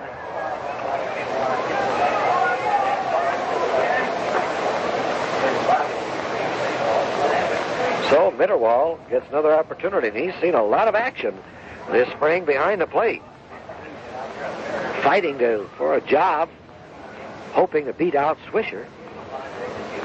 He has 2 hits in 2 appearances at the plate today, 1 RBI. The pitch by Abbott. Swinging a line drive, base hit to left field. Wallace will score as Smith takes that ball on the first bounce, throws into second base to hold Kleins to second. Cubs continue to get base hits. That's their 13th hit of the day, or 15th, I should say, and McCormick allowed 1 hit before he left. with a sore arm in the second inning.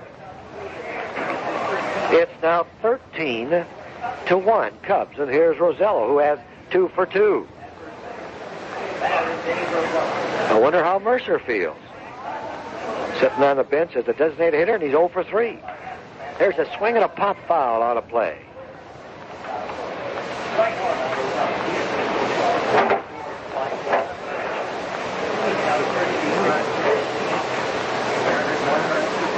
Rosello levels that bat over the play. Here's the pitch. It's a strike call.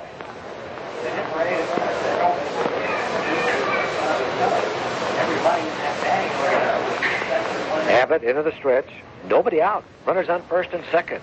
Curveball high. 0-1.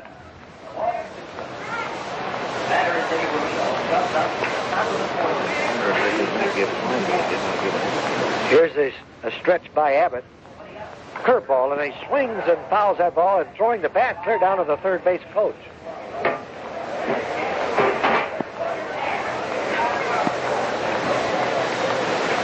He's still alive, though. 0-2.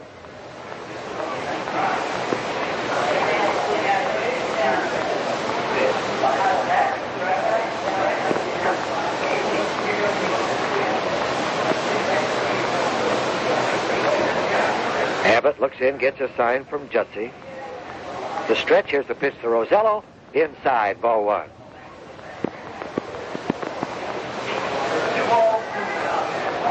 Cubs having a little fun here. The score is now 13-1 in favor of the Cubs. And we're in the 4th inning. Here's a ball high and inside. Full count now. 3-2 on Davey Rosello, who is hitting in the 9th spot. Cubs and Seattle using the designated hitter. The pitch. Strike 3 called over the inside corner. Rosello thought the ball was inside. And that's the first strikeout for Abbott. Now here's the top of the order, De Jesus. Ivan De Jesus. Walked in the first inning, scored the first run on Ontiveros' double to left, then flied out to left, and then singled in the 3rd inning.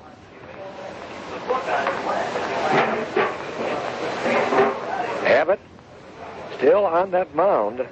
He came in when McCormick hurt his arm in the 2nd inning. Pitching declines. The stretch and the pitch. Curveball, swinging a line drive foul down the left field line. Cubs with 13 runs, 15 hits. Everyone in the Cub lineup except Mercer. Lou, they're taking the hit away from Kleins, giving him a fielder's choice, so we only have 14 hits. In this inning here. In this inning? Yeah. Here's the pitch. Inside, ball 1. That's a very tough one to take it away from him, because had there been no runner on third, I doubted whether Bernhardt would have been able to throw him out. He made a great play even to catch the ball. Mm-hmm. Swing a foul out of the glove of the catcher, Jutzy.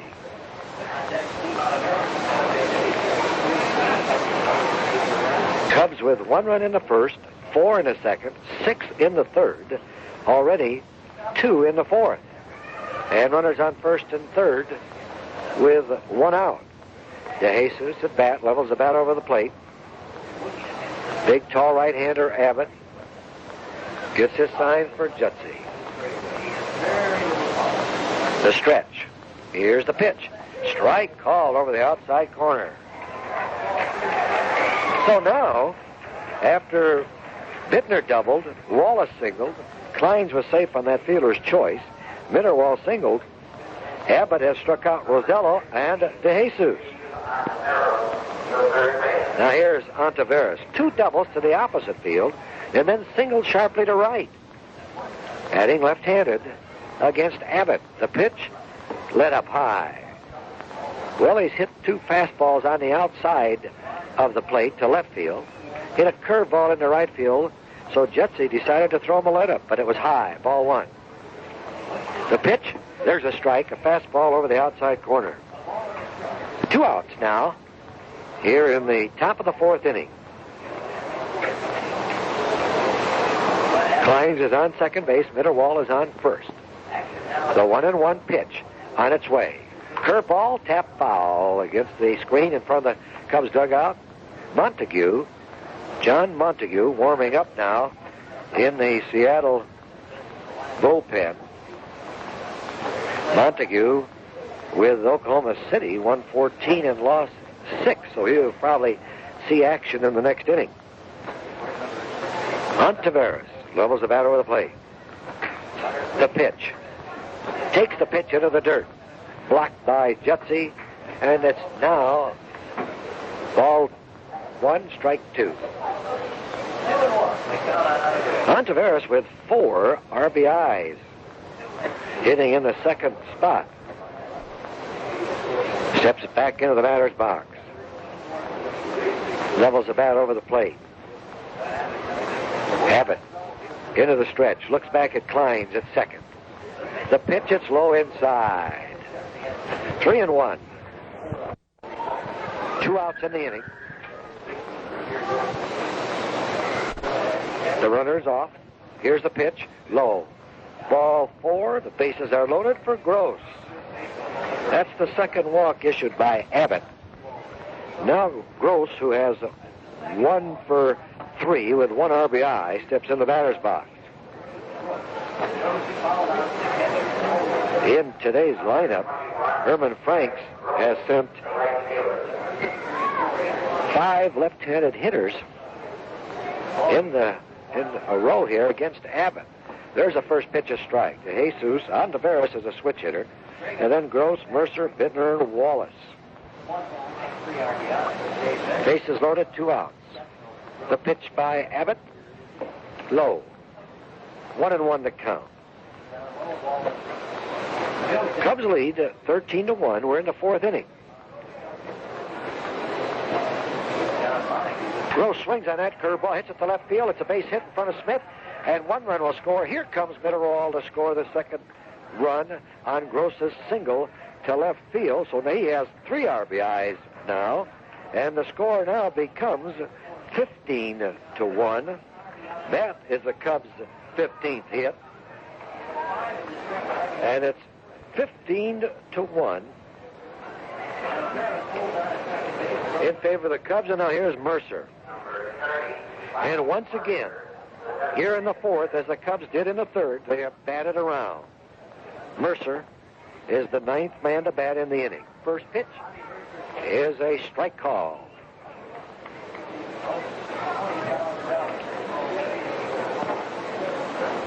Ontiveros at second, Gross at first.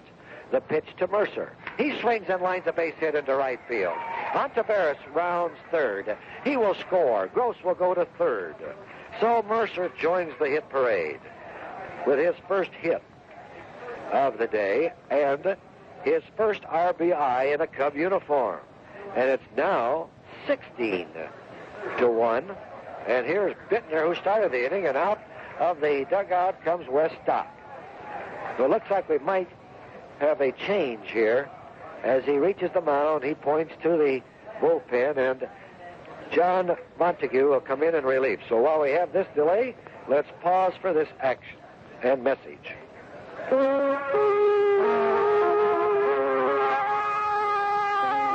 What makes Harleman's Old Style unique among beers and gives it that great light flavor?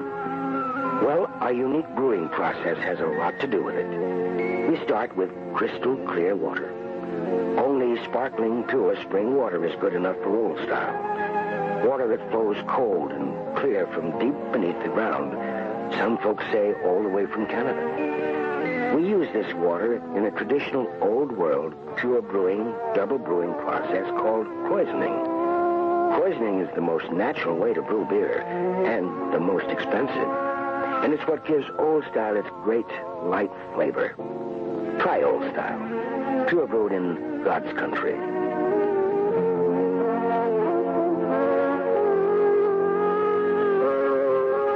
Harleman Brewing Company, La Crosse, Wisconsin. is Montague's third game. Well, there's been a lot of base hits around this ballpark. It's upset a lot of ball players and an engineer, and 2 announcers. Montague has pitched 6 innings. He's only allowed 3 hits. He's had quite a... He's a right-hander, and as we mentioned earlier, last year he was with Oklahoma City, where he won 14 and lost 6.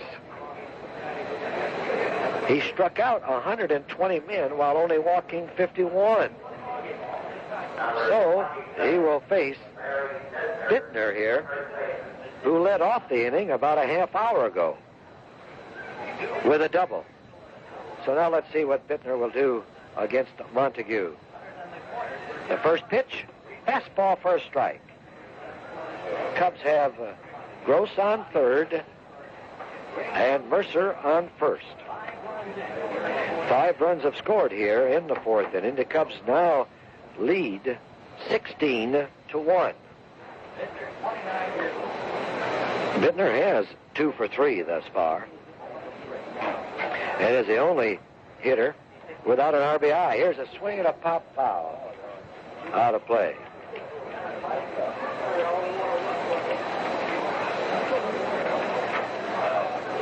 Two strikes to Bittner as Montague looks in, gets his sign.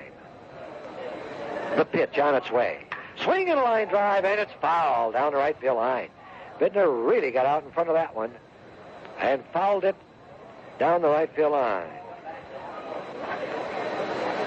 Mariners, managed by Darrell Johnson, who earlier on the leadoff man show just didn't know what his ball club would do. They've had a great spring thus far, winning 5 and losing 4. Here's a swing and a foul to the screen. Count remains 2 strikes.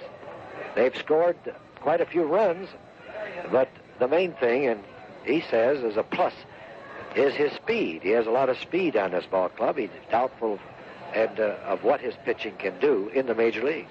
Inside, 1-2 on Bittner. Cubs with runners on first and third. 5 runs in. The pitch inside, 2-2 the count now to Bittner. Bittner started this inning. The Cubs have batted around. He's the 10th man to hit. Bittner playing, of course, at first base in place of the injured Buckner. The pitch. Swing and a ground ball to second baseman, and Sexton has it. Straightens up, throws to first. 3 outs. But in the 4th inning, the Cubs come up with 5 runs, 5 hits, 2 men, 1 error in the inning, and 2 men left on the bases. So now with the Seattle Mariners coming to bat in the 4th inning, it's Cubs 16, Seattle 1. I'm Trooper Al Hapak of the Illinois State Police. One of the most frequent violations on the highway that causes collisions is following too close. That is the driver who fails to consider the speed of the traffic and the conditions of the highway, and not allowing enough space to stop safely, if necessary, without colliding with the vehicle in front. A basic rule to follow is allow 1 vehicle length for every 10 miles per hour between you and your fellow traveler. The most used excuse is, if I do, people keep getting in front of me, putting me further and further behind. That's probably right, but if the other guy shows no courtesy, it does not mean you should lose your cool. Drop back, remain alert, judge the condition of the pavement you're driving on. Remember, if the highway is wet, you will need a greater distance between you and the guy in front before you can stop safely without a collision. Wet brakes and tailwind velocity during fast speed driving can make the difference in your stopping on time. Safe driving could save a life. Yours. Krukow on the mound here at Tempe Stadium. Cubs against the expansion club, the Seattle Mariners. And Krukow should be relaxed somewhat, but as the youngster trying to make this Cub Major League roster as one of the starting pitchers, he'll be bearing down, working hard. He's allowed 1 run, 2 hits. And here's Stanton, who tripled off Krukow in the 2nd inning. First pitch, inside fastball, ball 1. Lee Stanton tripled in the 2nd inning, scored as Dan Meyer, who's in the on-deck circle, doubled. Those were the only hits thus far off Krukow. There's a let-up for a strike. Very fine pitch. Cubs with 1 in the first, 4 in the second, 6 in the third, 5 in the fourth. What will it be in the fifth? Krukow ready. Into the windup with a pitch. Fastball tap foul. Right at the plate. 1 ball, 2 strikes.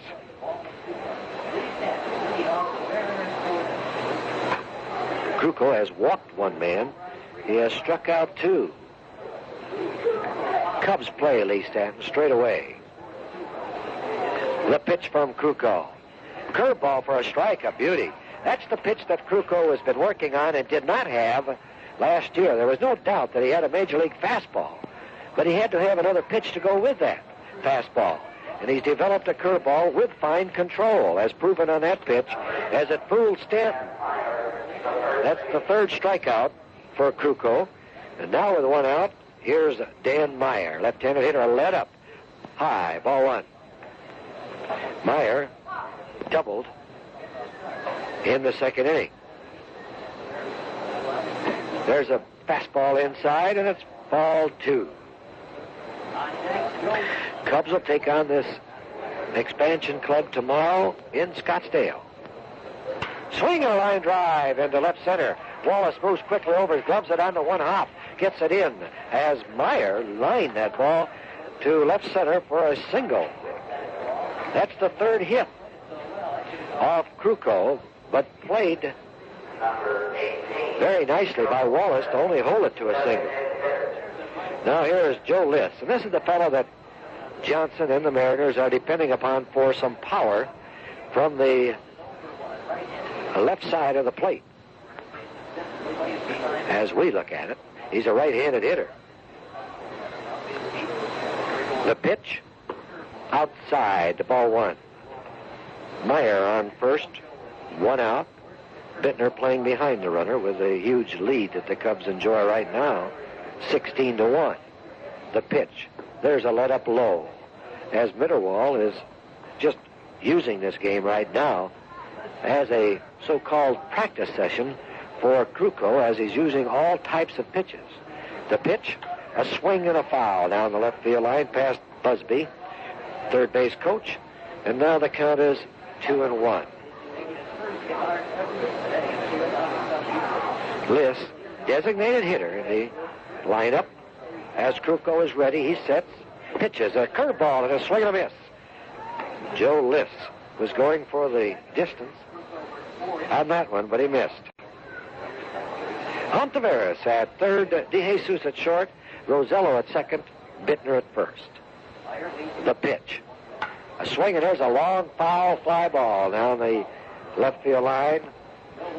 In left field is Gene Kleins in place of the injured Cardinale.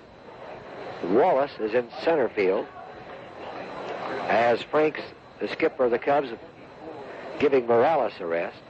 And we have Gross in right as Mercer is the designated hitter today. The pitch. Inside. Backed him away from the plate. Full count now on Joe Liss. Meyer at first takes his lead. Krukow checks him. And here's the pitch. He went around, didn't hold back. He's called out on strikes. Joe don't believe it, but that's his call behind the plate, Barnett. And he called it for a strikeout. 4 strikeouts now for Krukow. 2 outs. And now here's Bavacqua, the young shortstop. The Mariners drafted Grant Jackson, the veteran left-handed pitcher, and then traded him to Pittsburgh for 2 infielders, Sexton, who's playing today, and a boy by the name of Reynolds. Craig Reynolds played at Charleston and hit .290 last year with 47 RBIs, but they say he's quite a glove man. And Johnson likes him tremendously at that shortstop position. Here's Bavacqua. And the first pitch is a let up into the dirt taken by Mitterwald. Ball 1. Cubs lead 16-1. Now time is called as Mitterwald trots out to his pitcher and gives him some instructions as to what he is doing wrong if he's doing anything wrong with that let-up. And talking to young Krukow, of course, just telling him what he's trying to do behind the plate and calling for particular type of pitches. With a 16-1 lead, this perhaps, well, Krukow may go 5 innings today. He's had an easy game thus far. Here's a fastball, swing and a miss by Bavacqua. 1-1 the count. And Meyer with the lead at first. Here's the pitch. There's another let-up, but it's inside. And it's ball 2, strike 1. 2 outs here in the 4th inning. Krukow looks over his left shoulder at Meyer at first. Bittner behind him. The pitch, fastball, a swing, and a fly ball deep to center field. That's well tagged. Wallace going back near the wall. It's against the wall, right next to the 425-foot marker. There goes Bavacqua to third, and the relay gets past the shortstop and second baseman. And Kurt Bavacqua really tagged one. Hit one against the wall, right at the 425-foot marker. That scores Myers from first base, and it's a triple for Bavacqua. Well, now it's 16-2, and Jim Sexton, the hitter.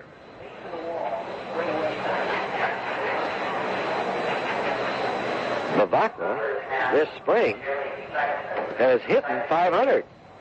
He has 1 for 2 right here, even though he's only been to bat 8 times. He has 4 for 8. 2 RBIs. First pitch to Sexton is a curveball for a strike. 2 hits in the innings for Seattle. 2 strikeouts for Krukow. Now he's ready. Takes his windup. The pitch to Sexton. Fastball swing, a 1-hopper right to Rosello. At second, he has it. Throws to first, 3 outs. Ball is hit well. The right to Rosello. In the 4th inning for Seattle, 1 run, 2 hits, 1 man left on base. At the end of 4, it's Cubs 16, Seattle 2. Fans, when you think about it, signs are important to the ebb and flow of any baseball game. There's a sign for hit and run, signs to steal, but a whole lot more to remember. Now, when it comes to the ebb and flow of beer drinking, there's only one sign that you have to remember, and that's the sign on bottles or cans of Heilmann's Old Style. What gives this beer its great light flavor? Well, Old Style is brewed in God's country, where the skies are clear, the air is clean and crisp, and the sparkling pure Wisconsin spring water flows from deep beneath the ground. Some folks say all the way from Canada. With water like this, when you brew a beer once, you've got a good beer. But when you brew a beer twice, you've got a great light beer. This double brewing, pure brewing process is called krausening. And Heilmann's Old Style is one American premium beer that is still fully krausened, naturally carbonated in the old world way. Old Style, pure brewed in God's country.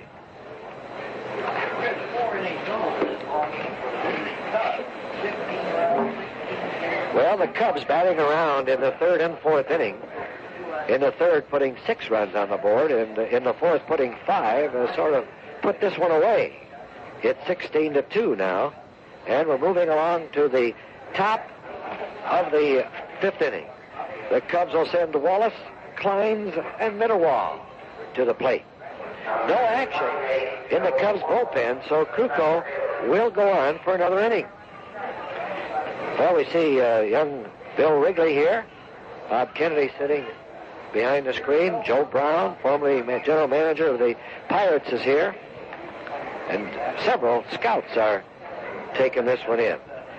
First pitch to Wallace inside, ball 1. The next pitch is a strike call.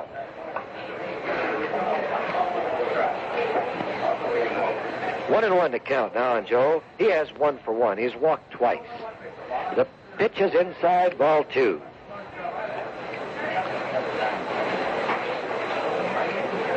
John Montague at the plate. Here's the pitch. Swing and a miss on a good let-up. Count now, ball 1. Strike 2 to Joe. Montague into the windup. The pitch, swing and a ground ball. Second baseman's left. It's through into right field as Sexton did not move too quickly to his left, as that ball did come up at the last minute for him. But it just skidded under his glove for a base hit. So Wallace has 2 for 2, and that's the first hit off Montague, and the 17th for the Cubs today. Now here's Kleins at bat. 1 for 3, 1 RBI. The pitch. Fastball outside, and once again, Judson has to jump out to the right to glove the baseball. Ball 1. Meyer holding Wallace on at first. Here's a swing and another base hit to right field. Wallace round second base. He's going to go to third. Here is Stanton's throw to third, cut off by the shortstop, so Wallace slides into third safely. Kleins just merely reached out and poked that one to right field, sending Wallace to third. 18 hits for the Cubs here in this ball game. And now here is Mitterwald, who has 3 for 3, 2 RBIs. 16-2, Cubs, 5th inning. Cubs have their hitting close on today, using the right bats also, and finding the spots, the empty spots in that outfield. First pitch to Mitterwald is a fastball for a strike as he was backing away from that pitch. Strike 1. Cubs with runners on first and third, nobody out. The stretch, the pitch by Montague, a swing and a tap foul. Now we see Kelleher warming up with Putman down the right field line. Adams hollers down there for another youngster to start warming up. Pitch into the dirt box by Judson, and the count now is ball 2, strike 1. Montague, the third Seattle pitcher on the mound. Looks in, gets a sign, checks the runners. Wallace is at third. Kleins is at first. Here's the pitch. Swing and a miss. And Mitterwald strikes out on a high inside fastball. That is the first strikeout for Montague. Now here's Davey Rosello at bat.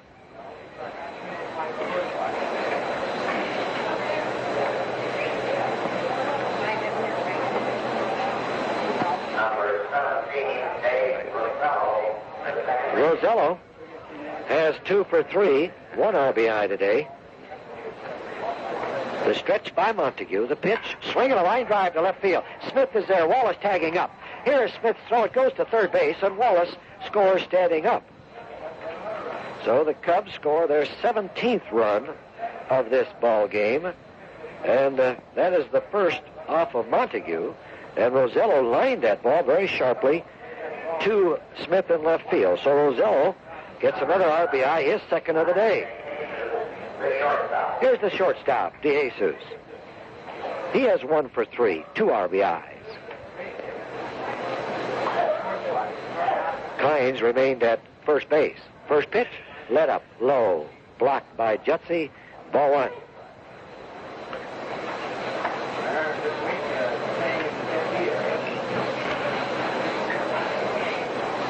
Kleins takes the lead at first base. As Montague into the stretch, the pitch, strike call. A fastball over the outside corner. 1 run in. Cubs now enjoying a 17-2 lead. There's a swinging. No, he holds back in time. Jesus almost was biting after that curveball. It worked outside, but he held back just in time. Ball 2, strike 1 now the count. 2 outs, 5th inning. The stretch and the pitch. There's a strike called over the outside corner, just nipping the corner, and it's 2-2. Meyer holding Kleins on it at first as Montague gets his sign. The pitch, swing and a ground ball right back to the pitcher. He gloves it, turns, throws to first, and DeJesus closes out the 5th inning with only 1 run scoring, 2 hits, 1 man left on base. Now, with the Seattle Mariners coming to bat in the bottom of the 5th inning, it's Cubs 17, Seattle 2. we have several changes in the Cubs lineup. A new second base shortstop combination. We have Thompson, young Thompson, at first base. Kleins has moved in from left field to third base. Bittner's moved. No, Gross is in right. Here's the pitch by Krukow. To Jetsy, we have a new left fielder and a new shortstop. Here's the pitch by Krukow. It's swinging a ground ball, base hit into left field. So Jetsy opens up the fifth inning with a base hit.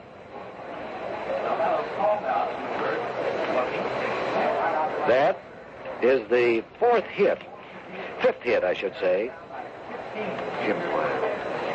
off Krukow. Jim Dwyer is in left field. The pitch is swing and a miss by number 44, Delgado, the hitter. Right-handed hitter, close stance. Krukow into the stretch. Here's the pitch. It's low. It gets away from Putman, the catcher, and Jetsy will advance to second base. That will be a pass ball. As the Cubs making quite a few changes here. Dwyer in left. Simber is at short. Kelleher at second. And Kleins has moved in from left field to third base. Thompson is the new first baseman. The pitch. Curveball for a strike called, a beauty. This will be Krukow's last inning of work. And he's done a fine job thus far, allowing only 2 runs and 5 hits. Here's the stretch, the pitch. Curveball, swing and a miss. And that is the 5th strikeout for Krukow. And here's Tommy Smith, the left fielder, stepping into the batter's box. 1 out. Jetsy at second base. Cubs lead 17-2 if you've just joined us. Scoring 1 in the first, 4 in the second, 6 in the third, 5 in the fourth, and 1 in the fifth. First pitch to Smith. Swing and a foul right into the glove of Putman. Strike 1.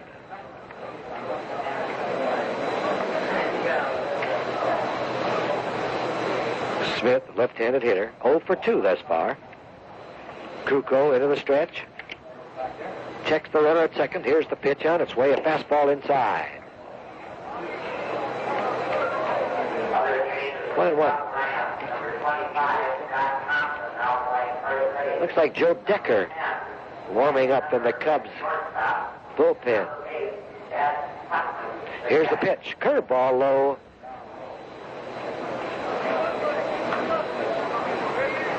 Smith is batting here with 1 out in the 5th inning.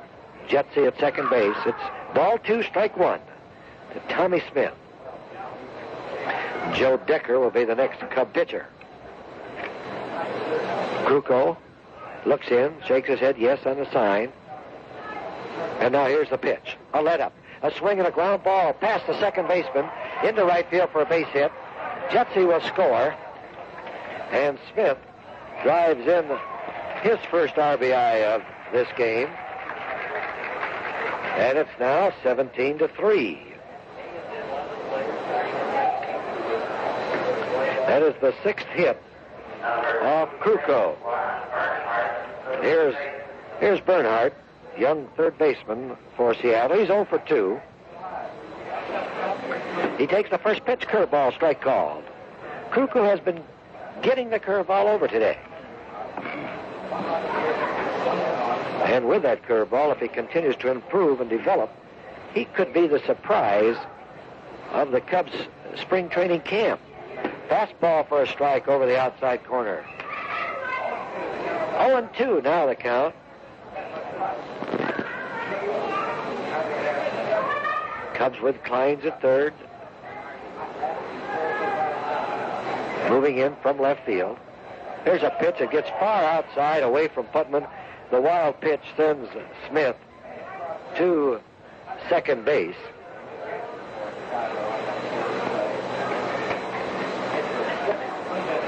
Krukow, of course, at this stage of the game might be getting tired. This is the farthest that he has gone thus far. Here's the pitch on its way now to Bernhardt. Curveball, tap foul. 1 ball, 2 strikes now.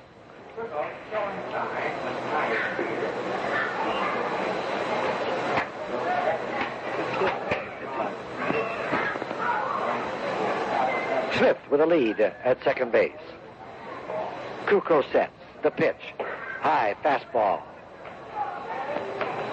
Bernhardt will be followed by Lee Stanton. And then Dan Meyer. We're in the 5th inning, 1 out. 1 run in for Seattle. Cubs lead 17-2. The pitch. Inside. Full count now. As Krukow shows a little tiredness on the mound. But with this lead, of course, Herman Franks, Barney Schultz will hopefully say that he has done a great job. Here's a curveball, a swing, a foul ball to left field. Dwyer's coming in. He gloves it for the out. 2 outs here in the 5th inning. And now Lee Stanton will bat. Stanton tripled to open up the 2nd inning.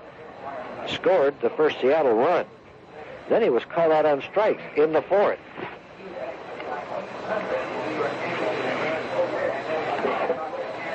Tommy Smith is still on second base now. Of the 6 hits given up by Krukow, there has been 2 triples and 1 double. Now the right-handed hitter, Stanton, into the batter's box. First pitch by Krukow. Instead, he steps back off of the mound. Now he's ready. The pitch, inside, ball 1. Back it up.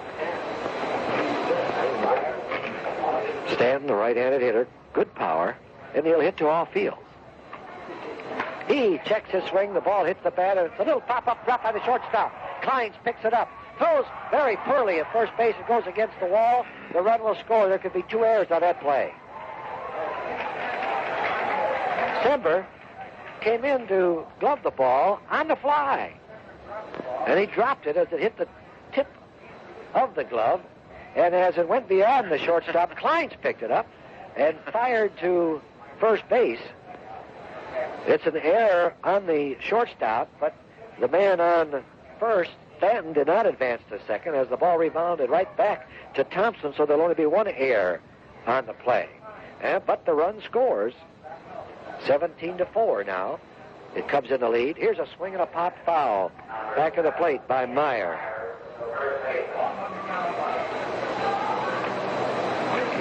Meyer has 2 for 2. Left-handed hitter with 1 RBI. The stretch by Krukow. Here's a pitch, a fastball inside, just missing. 1-1 to count. The score? Cubs 17, Seattle 4. The pitch on its way. Curveball, a swing, and a line drive to center field. In comes Wallace. He gloves it knee high for the out and on the run. In the 5th inning for Seattle, 2 runs, 2 hits, 1 error, 1 man left on base. At the end of 5, Cubs 17, Seattle 4. 2-0. Vince Lloyd and Lou Boudreau from Tempe, Arizona. And this is one of those that has some of the fans out here almost lulled to sleep. Bright sunshine and a lopsided score. There have been a lot of lopsided scores out here in many of the spring training games, not only those involving the Cubs, but a lot of the teams out here. And they may wind up setting a record for total runs scored out here in the games this year before it's all over with.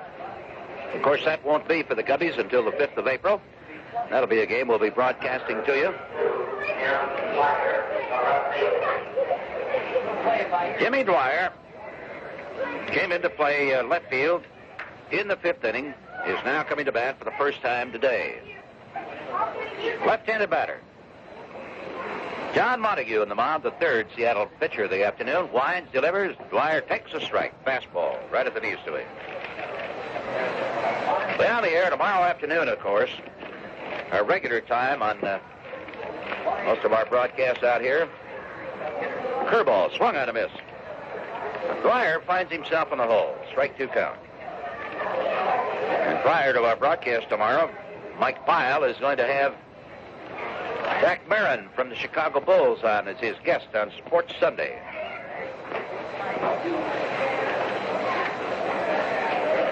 Dwyer 3 for 9 to spring swings and a little looper over the shortstop's head, but it's out to Tommy Smith, the left fielder, who hauls it in easily. And there's one gone in the 6th inning. Cubs have scored in each of the first 5 this afternoon. Greg Gross, who's got a couple of hits in 4 at-bats and has batted in 3 runs today, steps into the batter's box, playing in right field.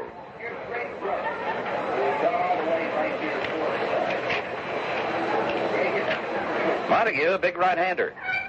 Spent some years with Montreal. Fastball. In for a strike call. For opening day, when the Cubs take on the Mets at Wrigley Field, stop by the ticket office to be sure you've got good tickets. A curve swung on a one-hopper. Back to Montague. The pitcher has it. Turns, throws. 2 gone. Bobby Mercer, who failed to get a base hit his first 3 times up today as a designated hitter, finally singled and drove in his first run of spring training in the 4th. He's 1 for 4 today. 5 for 16 for the spring. Wrigley Field box office will be open Monday through Friday from 9 o'clock in the morning until 5 in the afternoon. Fastball. Bobby takes it inside. Saturdays, they'll be open from 9 in the morning until 4 in the afternoon. Stop by and get your good tickets. Wind up the pitch. Breaks a little too low. Ball 1, strike 2. 2 gone, and the bases are empty. Sorry to see Michigan knocked out in that NCAA basketball tournament. Fastball. Hits too low. Been a wide-open affair this year. Wind up the pitch. He swings at a ground ball to the second baseman. Sexton has it. Up with the peg over to the first baseman, Danny Meyer, and what do you know? The Cubs go down in order, and it's the first time today that's happened. It's also the first time they have not been able to score. So we move swiftly along to the bottom of inning number 6 with Seattle coming to bat. And the score, the Cubs 17, Seattle 4. Train mechanics touch an auto. Before that, they put it through their sophisticated data processing machine, and out comes all the information on the previous repair. Well, now that you've whet everyone's appetite, you better give them the address. Yeah, let's see. Fireside Chrysler Plymouth. They're out there on Golf Road, just west of that fabulous Woodfield Shopping Center in Schaumburg. And there's no doubt about it, fans. From sale to service, Fireside really takes care of its customers. Boy, that's what it's going. The Cubs are going to have to keep Bill Wrigley out here as a good luck omen. I think this is the first game that he's seen the Cubbies play out in Arizona this spring. Probably can't believe his eyes. 17-4. Joe Decker, at the beginning of last year, was with the Minnesota Twins, and then he wound up pitching in the minors at Evansville, I believe it was, and that's where Bob Kennedy, who is now, of course, the Cubs general manager, saw Decker pitch. And with the obvious shortage of good pitching talent in the ball club this year, Kennedy invited Decker to training camp out here. Let's see whether or not he can make it. He'll be facing the right-hander, Joe List, the designated hitter, who so far today has hit one solidly in the nose, but it was a liner to the left fielder. At that time, it was Kleins. Then in the 4th inning, he struck out. So Mike Krukow worked 5 good innings today. Gave up a half a dozen hits, 4 runs, struck out 4, walked 1. 1 run coming in an error. First pitch by Decker, and the right-hander gets a strike. And broadcast tomorrow, Rick Russell is scheduled to be the starting pitcher for the Cubs. Wind up in Decker's pitch. This takes a strike on the outside corner. So he's jumped out in front. This is Joe's third appearance for the Cubs on the hill this spring. He has won one and lost one. Winds, delivers. Strike 3 called. Pitch is dropped by the catcher, Putman. He picks it up, steps well out in front of the plate, throws down to the first baseman, Scott Thompson, for the out. Goalless, the strikeout victim. And with one gone, Kurt Bevacqua will be the hitter. Crippled in the 4th inning after grounding out for the shortstop his first time up. Right-handed batter. Boy, there have been some wild scores. Not only involving the Cubs. Joe Deckers, fastball. Misses low and outside to the right-handed hitter. Bright, beautiful, sunshiny day once more here in Arizona. They've had 0.4 of an inch of rain since the 1st of January. Wanted to bunt that ball, and he missed. Ball 1, strike 1. Gene Kleins is now over at third base. Mike Sember, a rookie, is at short. Mick Kelleher is at second base. Scott Thompson, a rookie, at first. Ed Putman doing the catching now. With Jimmy Dwyer out in left field. Joe Wallace in center. Greg Gross in right. And Decker's pitch. Swung out, pulls the ground ball to the shortstop, off his chest. Goes over to his left side, and Mike Sember cannot make the play on that one, so Bevacqua is going to be on what should be an error. He had a little trouble catching a pop-up in the 5th inning. Matter of fact, he dropped it.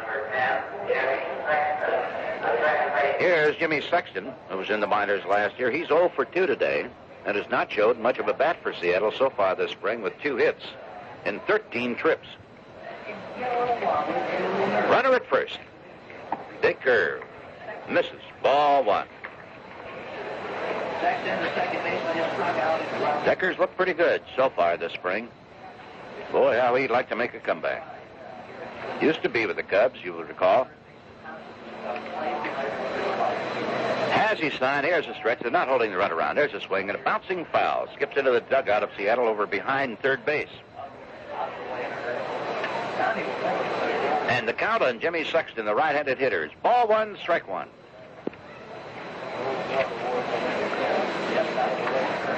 You going to wear that bonnet on Ladies' Bonnet Day? Yes, sir. With another about 10,000 young ladies and elderly women wearing them. They're great. Playing at a foul, back out of play. They are similar to what you're wearing. Good luck. They're good luck bonnets. Gals could even sit on them.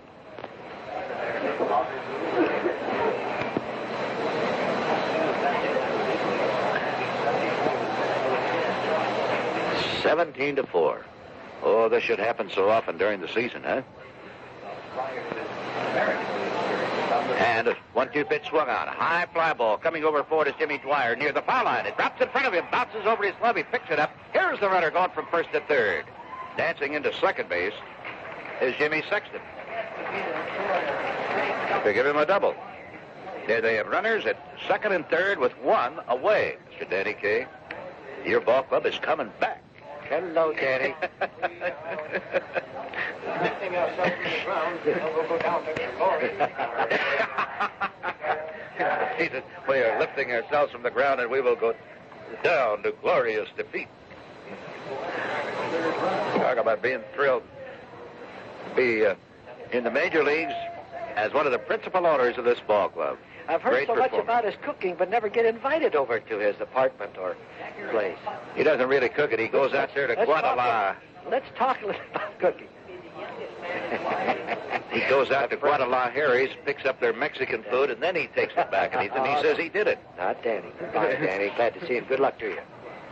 Be all right. Be all right. That's right. Oh, did you? Fine. Hope you include... For the World Series? Yeah. Got the World Series rings already? Or the opening day ring. Yeah.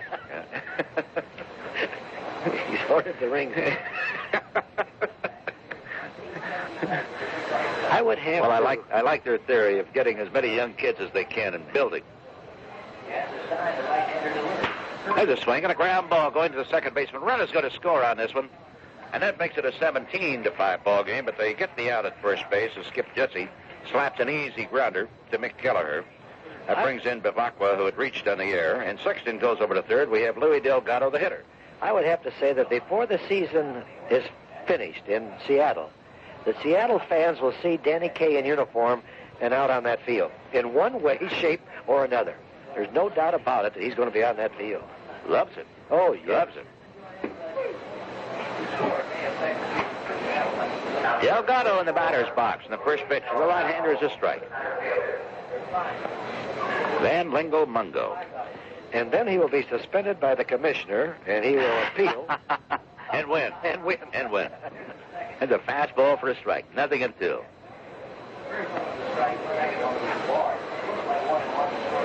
Their advance ticket sales up there in Seattle are going well, and their season ticket sales, that's the Dome Stadium up in Seattle, Washington.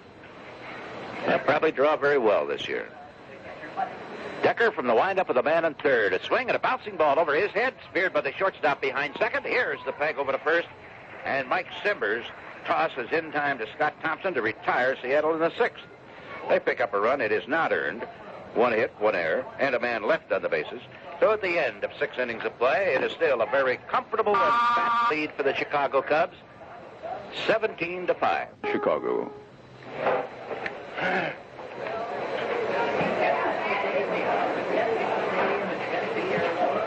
Scott Thompson, this is the young man who had trouble signing this year to a minor league contract. He had himself an agent, the whole ball of wax. But they finally got his name inked. Very likely he's going to be assigned to Wichita. Left-handed hitter, swings. He got under that ball, hits a very high pop up to the shortstop. He's got it. Tipped that shoulder about 2 feet, trying to crank one out. With all of the hits today, there's not been a home run. Two gone in the 7th inning. Kleins will be the hitter, now playing over at third base. He has a couple of hits today in 4 at-bats, has batted in a run and scored 2.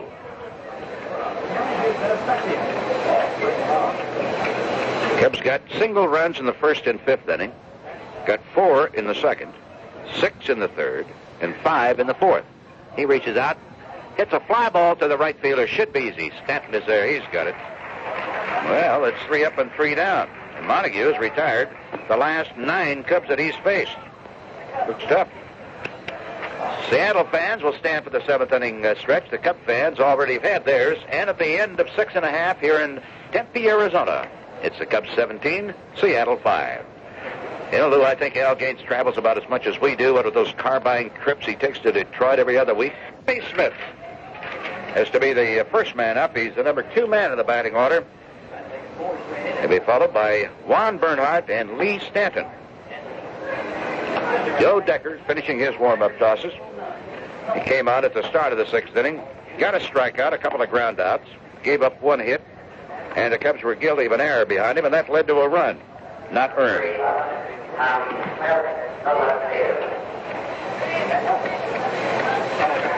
Well, let's see what Joseph can do. Tommy Smith. Big guy, 6'3", left-handed hitter. Singled and scored in the 5th inning, drove in a run. He's 1 for 3 for the day. They got a couple of hits off Mike Krukow in the 2nd inning. There's a swing and a ground ball. Kelleher quickly to the first base side. Mick picks it up, and the toss is in plenty of time to retire Tommy Smith. 1 gone, nobody on. Juan Bernhardt will be the hitter. The Cubs got a run in the 1st on 1 hit, a walk, a stolen base. They got 4 runs in the 2nd on 4 hits, 6 runs in the 3rd on 6 hits. They batted around. 5 runs on 5 hits in the 4th, and they batted around. On the windup of the pitch, a curve, broke but not enough. It missed the inside corner. Ball, 1 count on young man from Puerto Rico, Juan Bernhardt, right-handed hitter. Stands squared away. Decker kicks, fastball swung on, and a little soft liner that's going to drop out into right center field for a base hit. Hit number 2 off of Joe.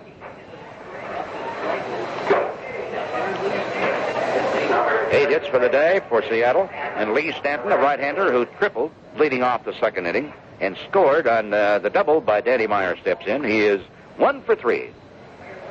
Lee Stanton. Spent a little bit of time a few years ago with the Mets. Decker in the stretch. Fastball. Low and outside. Ball 1. There's still a lot of talk out here as to whether or not the Cubs are going to be making any more deals, particularly for help in the pitching department, before they get back to Wrigley Field. Decker's curveball swung on and popped up into shallow center field. Coming way in for it is Tars Wallace, and he loses the ball in the sun. Saw him flip those glasses down, and that is when I think he lost it. Kelleher had started out, but the ball was, he thought, way out of his range. Carson was there, but he lost it in the bright Arizona sunshine.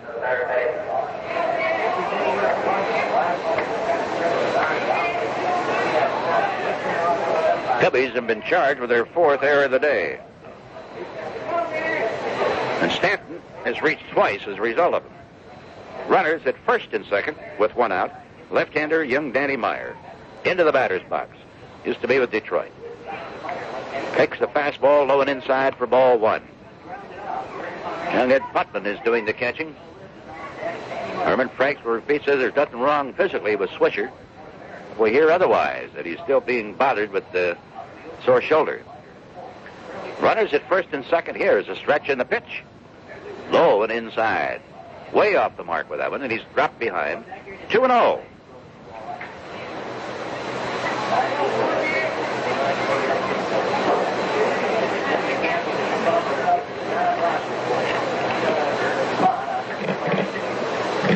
Let's see if Joe can successfully pitch from behind. 1 out, runners at first and second, 17-5 score. Here's the pitch. Took a little off the curve, and he missed it outside. So he's got himself a bag of trouble out there. 3-0 the count. See if they might give this kid the green light on 3-0 with runners at first and second. Although they are, of course, way behind in the ballgame. They need a flock of base runners. He takes, it's a strike. 1,144, the paid attendance this afternoon, which is about 700 more than these two clubs drew the first time they played here at Tempe. Vince Lloyd and Lou Boudreau here on WGN Radio, Chicago. Jack Minovich, our producer. John Michelson, our engineer. And we hope you're enjoying it. If you're a Cub fan, you got to be happy with the score. Here's a swing and a little looper that's going to drop onto left center field. It's in there for a base hit. Here's a man coming to the plate, and the throw will be too late. He scores. They have runners at first and second, and it's 17-6.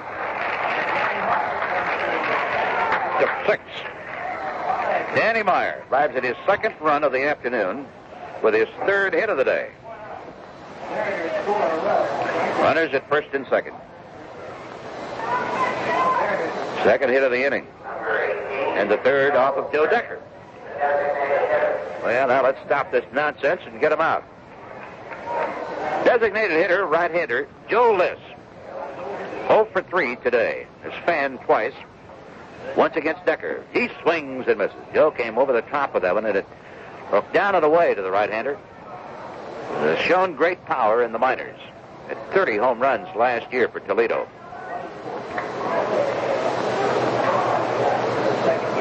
Stance is closed. Seattle runners at first and second. They're batting in the 7th inning. Decker's pitch. Low and outside.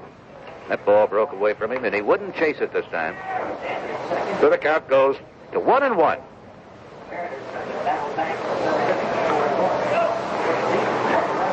Mike Pyle with Jack Marin on Sports Sunday tomorrow at 12:30 in Chicago on WGN. Following our broadcast of the game, see the Sports Writer Show. Curve.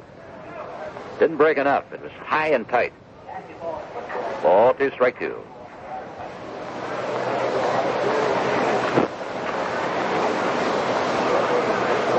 One gone.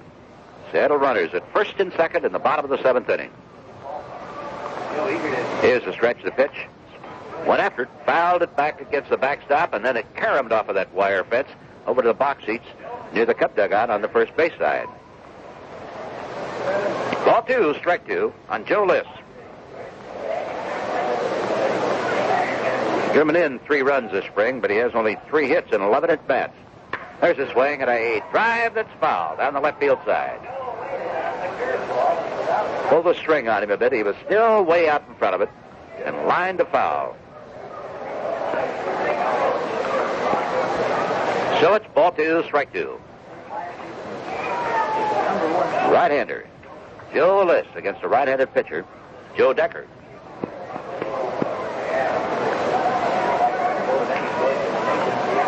Be a good time for a double play. And Ed Putman, the young catcher, gives the side to Decker. They take a little bit too much time, and Joe List steps out of the batter's box.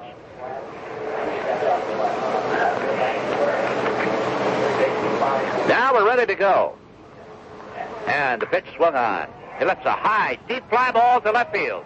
Back goes Jimmy Dwyer, back to the wall. It is over the wall, a 3-run homer.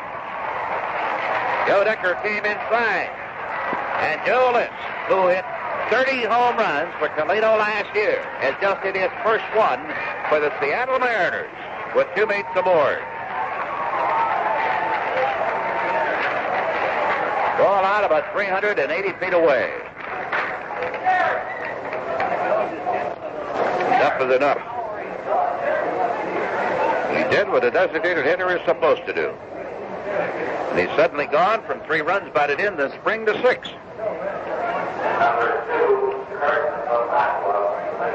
4 runs in the inning. It is now 17-9. And Kurt Bavakla swings and fouls it back for strike 1.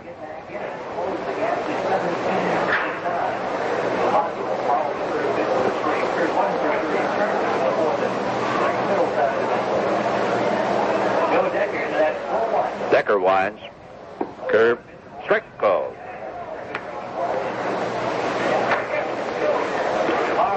Need calculators to figure the totals on this one. And we're only in the 7th. Look up at the scoreboard where they wanted to hold up in that swing and he couldn't do it. The ball was breaking sharply away from him and he fouled it back out of play.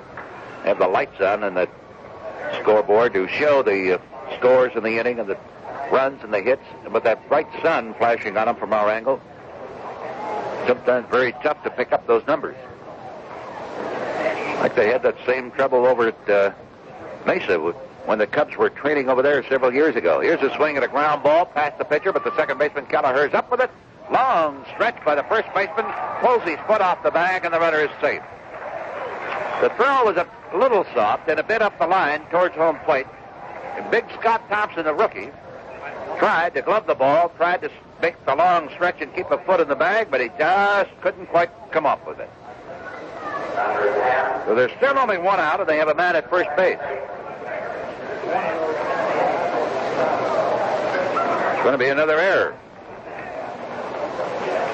The 5th boot of the day by the Cubs, officially. Here's Jimmy Sexton, the 8th man in the batting order. After going hitless his first 2 times up, this kid doubled. And Decker throws a curve that misses inside for ball 1. In case you missed it, we announced earlier, Jimmy Todd, newest acquisition by the Cubs from Oakland this week for Joe Coleman, agreed to terms a 2-year contract for right-handed relief pitcher Jimmy Todd. Decker's pitch, strike called, fastball in the inside corner. But the pitching has been very spotty. And I think I'm giving the Cubs the best of it when I say it's been spotty. There's a swing and a foul that dumps off the catcher, Eddie Putman. Ball 1, strike 2. Sexton, 3 for 14 this spring for Seattle. He's playing at second base in this ball game. A boxcar score on the board, 17-9. There's a pitch, and he looks at a strike, and he can't believe it. He's really hot. And I got to say, from here, that pitch looked like it was way low and way outside. Yes, it was. There's no doubt about it. We're right directly behind the plate. I think Barnett really missed that one. Well, maybe he's getting tired of standing down there all the time. 2 gone. Skip Jesse, mustachioed right-handed hitting catcher, steps into the batter's box. He's walked, doubled, and grounded out so far today, scored a run. Here's the pitch. Strike, a fastball. Runner still on at first base, Veda Pinson, former fine outfielder, coaching down there, and a great outfielder Many years in the majors, Jim Busby coaching at third. Here's the pitch. Swung on, a line drive over Decker's head into center field. They have runners at first and second. Skip Jesse lines a single.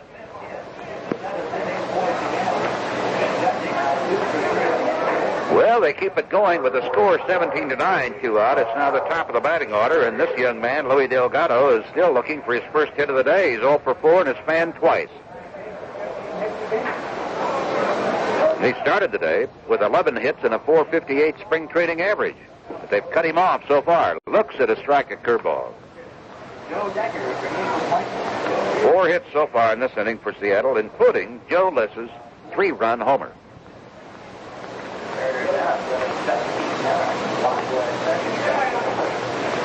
Something like 30 hits so far in the game. He reaches out after that pitch and taps a foul ball back to the third base side of the screen behind the plate. We mentioned Rick Russell is slated to start tomorrow's ball game, and Rick earned run average is 6 for the season so far, but 6 innings of work, 9 hits, 4 runs. We know he can do better than that. There's a swing and a high foul out of play with right side. Ray Burris has really been hit hard his last 2 starts after looking just great in the first game of the exhibition season, which we broadcast. He was perfect. Since then, wow. Decker stretch and pitch swung on. He throws his bat at that let-up pitch, taps one to the shortstop, and it's an easy force play on Jutzy at second base to retire the side. But they send 7 men to the plate, or 9 men to the plate in the 7th inning, and come up with 4 runs on 4 hits. A couple of errors in the inning by the Cubs. 2 men left on. And so at the end of 7, it is the Cubs 17 and Seattle 9. From Arizona to our friends listening to this ball game on KODL.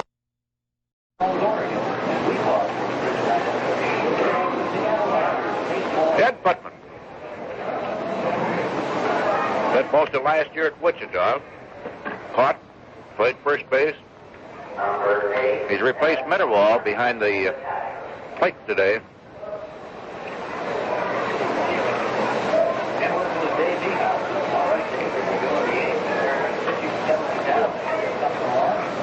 Pretty husky kid, a native of Los Angeles. He's always been Cub property. He takes the first pitch from Montague for a strike.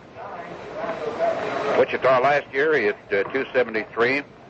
Earlier in the season, he was at Midland, hit 293.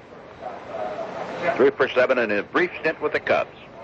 Montague's next pitch is a curve that's low and away. Ball 1, strike 1.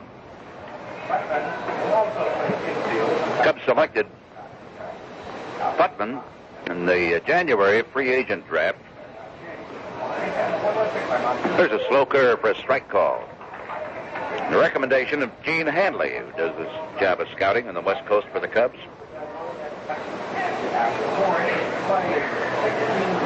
Ball 1, strike 2. 17-9 ball game. Cubs are leading. Fastball, low and away. 2-2 now on the right-handed hitting Putman.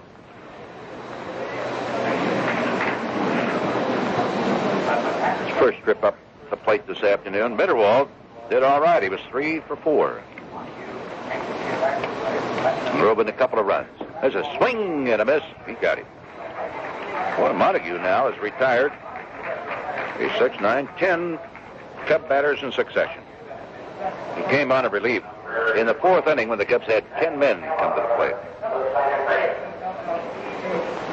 Mickey Kelleher steps into the batter's box. His first trip up today. Mick, of course, has played some shortstop, second, and he can play some third. Wound up as the Cubs' shortstop last year. He has not carried a magic wand to the plate this spring. He has 1 hit in 13 at-bats. There's a strike called. Fast curveball.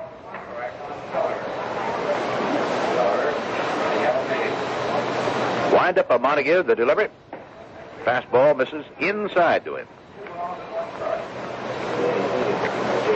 In the on-deck circle is the young shortstop, Mike Sember. He'll be making his first trip to the plate this afternoon. The wind-up in Montague's next pitch to Kelleher. A ball a little bit low. Oh, he's gotten behind on the hitter. 17-9 score. Cubs out in front. About 30 hits so far in the game. One of them a homer, a 3-run shot by Seattle's Joe Liss. Fastball, strike called on him. Caught the outside corner to Larry Barnett. Johnny Kepler and Ed Montague from the National League working on the bases, along with big, colorful Ron Luciano. Here's a swing and a ground ball. The shortstop is over there, and it goes right under his glove between his legs to center field. That's a whoops.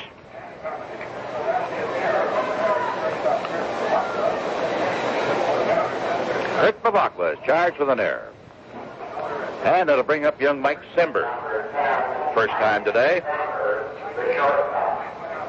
Mike is 1 for 5, so obviously he has not had much work this spring, and chances are he's going to wind up with Wichita during the 77 season.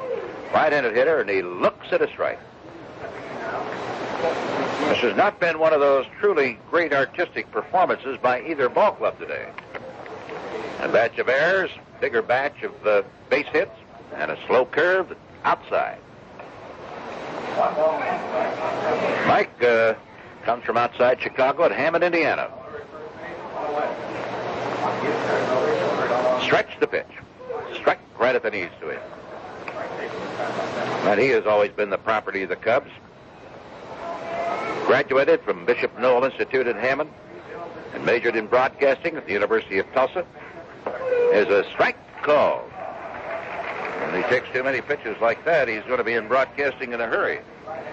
Faster than he wanted to be. The error that permitted Kelleher to reach ended that string of John Montague's, where he had retired 10 in succession. That strikeout is the third that he has posted here in relief today. Jimmy Dwyer stepping into the batter's box, left-hander. Playing now in left field, came into play in the 5th inning, and he flied out to left field his first time up. Takes the ball, it's outside, and the count on Jimmy Dwyer. Ball 1, no strikes. The Chicagoan native lit up on that one a little bit high.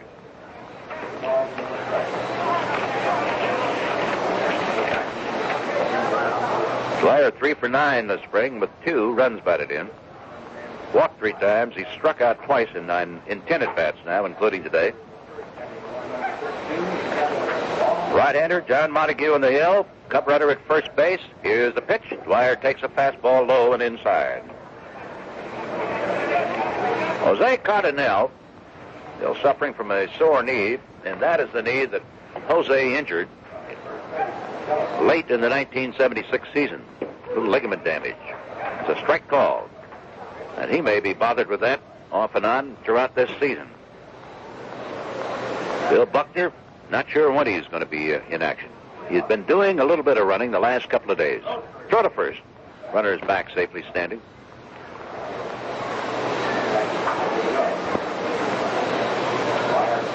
One of these days, we expect to see a lineup on that field that would resemble the one you expect to see opening day. There's a swing and a miss. Drilled himself a little hole in the ground, spinning around, trying to get a hold of that one. And he came up with fresh Arizona air. Now the count is full at 3-2. 2 gone, the runner will go. He does. Pitch inside, he checks his swing. The ball gets by the catcher and goes to the backstop. Kelleher was just jogging to second base, and he pulls up there. It's a walk to Dwyer, putting runners at first and second. Greg Gross will be the hitter. Hit into a double play in the 3rd inning, but he has also batted in 3 runs. He's got a couple of hits. He's 2 for 5.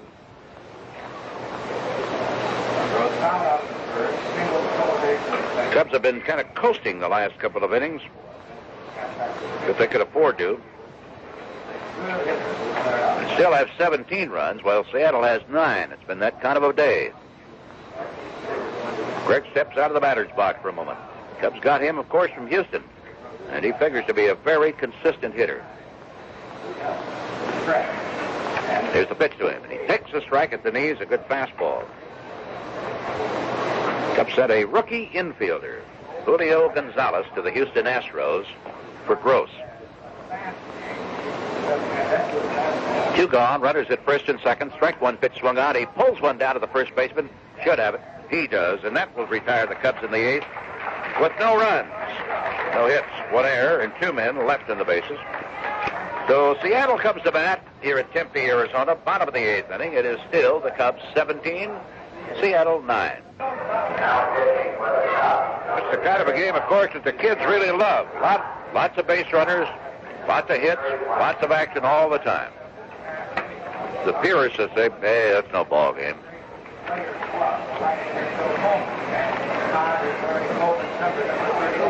Jimmy Todd. Now on the hill for the Cubs. First pitch swung on and a ground ball to the second baseman, Kelleher. He's up with it, and Dammy Smith retired in the first pitch in the eighth inning.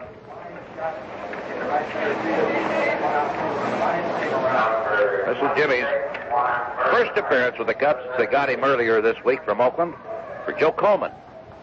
And he agreed to terms before the game today. He says it was a 2-year contract.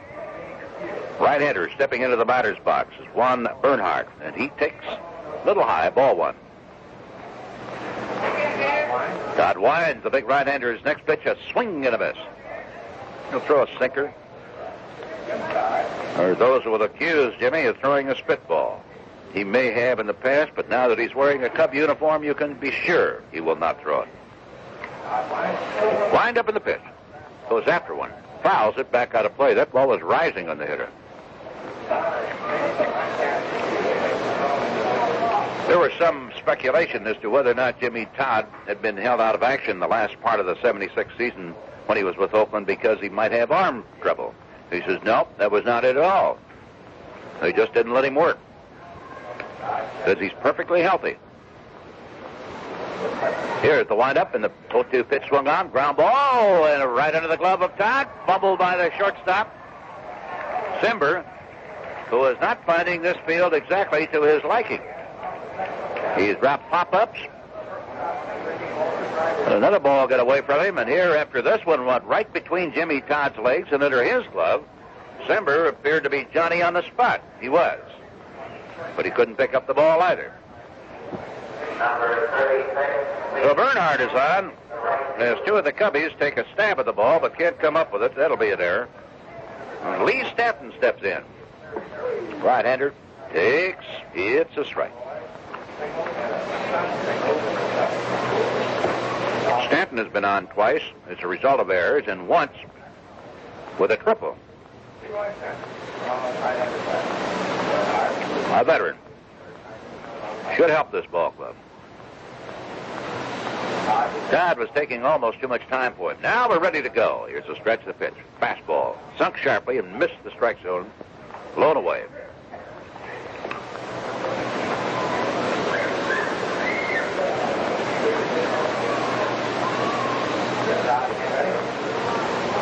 Todd looks over at first, delivers. There's a swing and a miss.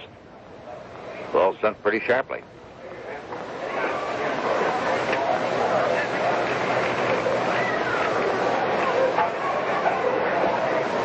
(17-9) is the score. In case you just joined us, yes, the Cubs are leading, of course. Now Todd is ready. Stanton swings and a bouncing ball to the shortstop. How will he do this time? Okay so far, over to second for one. The relay, double play. See how easy it is? No runs, no hits. An error. Wiped out with the double play. So we go to the ninth inning, and the Cubbies coming to bat are still out in front of Seattle, 17-9. There are over 60 general offices in Chicagoland. Call friendly Bob Adams to borrow up to $10,000.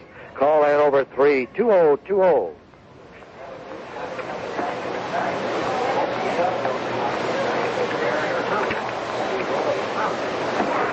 Well, in the ninth inning, Cubs are going to face a new pitcher, Roy Thomas.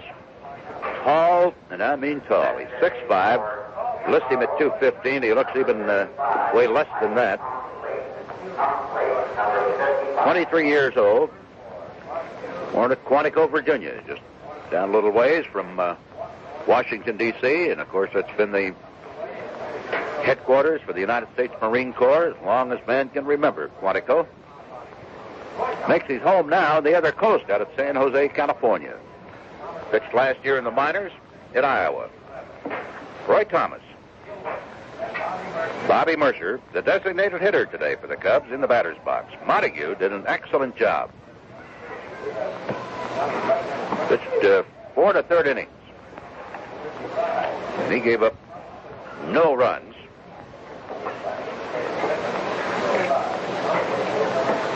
Thomas, big windup, and a swing and a miss by Mercer on the first pitch.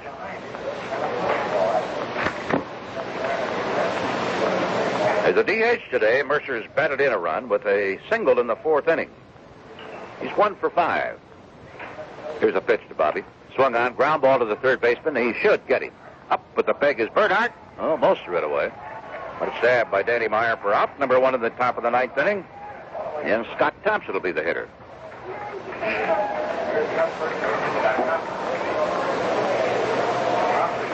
Remember opening day at Wrigley Field. Thursday, April the 7th, against the New York Mets. Then they'll be there on Saturday and Sunday. And Sunday, the 10th of April, will be Bonnet Day for the ladies at Wrigley Field. First of several promotions the Cubs will have this year. Thompson swings, the left-hander drives a fly ball into right center field for a base hit, a single. Oop, bubbled, now picked up, thrown too late to second base. It'll be a single and an error. Dumped it out into right center field. Boy, with 1 out, what is it, 9 errors today total? Close to it. There's been a few other mental errors, too. Yeah. We won't add to it. You don't think this is the best ball game you ever saw? Not yet. But we've got, let's see, 5 more outs to go. Irons and Wallace takes the fastball and it just missed. Let's see, Tars today reached his first 4 times up with a pair of walks and a pair of singles, and he scored 4 runs. Then he finally grounded out in the 7th inning. The pitch. Left-handed hitter, and he takes it low. How about having your group out to Wrigley Field this year? Maybe your employees, huh? Low cost per person. Group outing at Wrigley Field. During the first homestand of the season, be a good time to do it against the Mets. The strike to the pitch. Boy, this kid rears back, and he's got that ball way behind his right ear, and then he suddenly unleashes it. Kind of a buggy whip motion to that delivery of his. Runner at second base with 1 out in the 9th. That's too high and tight, and that will put Joe Wallace on base. He draws his 3rd walk today.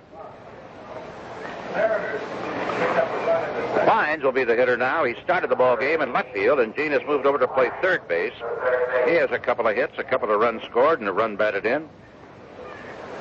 So your group outing at Wrigley Field, don't you worry at all about details. The guy to call is Ernie Banks, manager of group sales now at Wrigley Field. You can get him at EB71919. Ask for the Ernie Banks Special Group Package. Curveball thrown wide. Ball 1. That group sales staff will arrange for charter bus service. They'll see to it you all sit together at Wrigley Field in good, comfortable box seats and have yourself some fun. There's a pitch swung on. Ground ball right past the pitcher. Spins off the dirt into center field. Runner coming around third. He's going to score. Shouldn't be a play on him. And tried to cut it off at the mound, and the throw was off target. Got away, first baseman, but the catcher's there to pick it up. And Clines has himself another run batted in, his 2nd today, and his 3rd hit today. That only makes it 18-9. Runners at 1st and 2nd. 2nd hit of the inning off of the rookie right-hander Roy Thomas. And that brings up Ed Putman. Struck out of the 8th inning against Montague. Cubs now with 20 base hits for the day. And an 18-9 lead. Couldn't get a single extra point. Up to now. Better hurry it up or the sun is going to be setting. And they'll have to turn on the lights, which they have here. And it's comforting to know that they can turn on the lights in case they need them. Roy Thomas delivers. Strike in the outside corner to Ed Putman. Lewis, maybe you should call Ernie Banks and see if he can get a special for your bowling group. They'd love to come out, I know. Would they let them all in the park the same day? Well, they wouldn't be sober, and that'd be the only trouble, I think. I know that it's necessary for them to bowl at their peak efficiency. They have a little bit in them, but to go to the ball game, they could go without that. They could, but they wouldn't. They'd look strange, I know that. There's a swing and a miss. I know they'd bring their bowling balls to the ball game.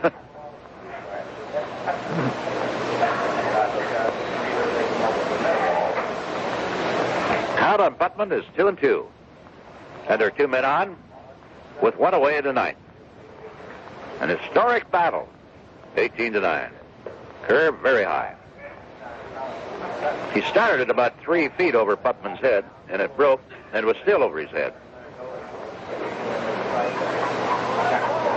So a full count. And Cub runners at first and second. Let's see if they might go with this. A look at second base. Right-hander's pitch, they don't go, and a swing and a miss. So that is strike 3, and they're 2 gone to the 9th. And stepping into the batter's box now for the Cubs is Mick Keller. Mick reached on an error in the 8th inning. His only time up so far today.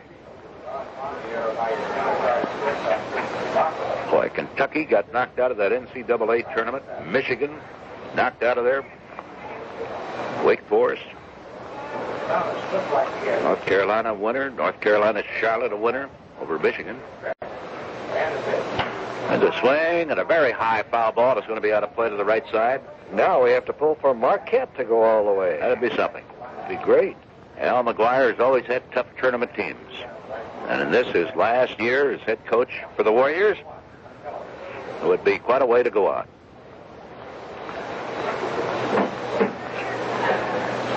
We saw the story out here a few days ago that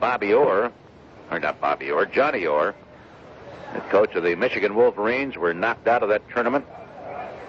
Upset by North Carolina Charlotte. Johnny's thinking that he may have to give up the coaching job for Michigan. Ulcers and pressure and everything else getting to him. That's too high. Ball 1.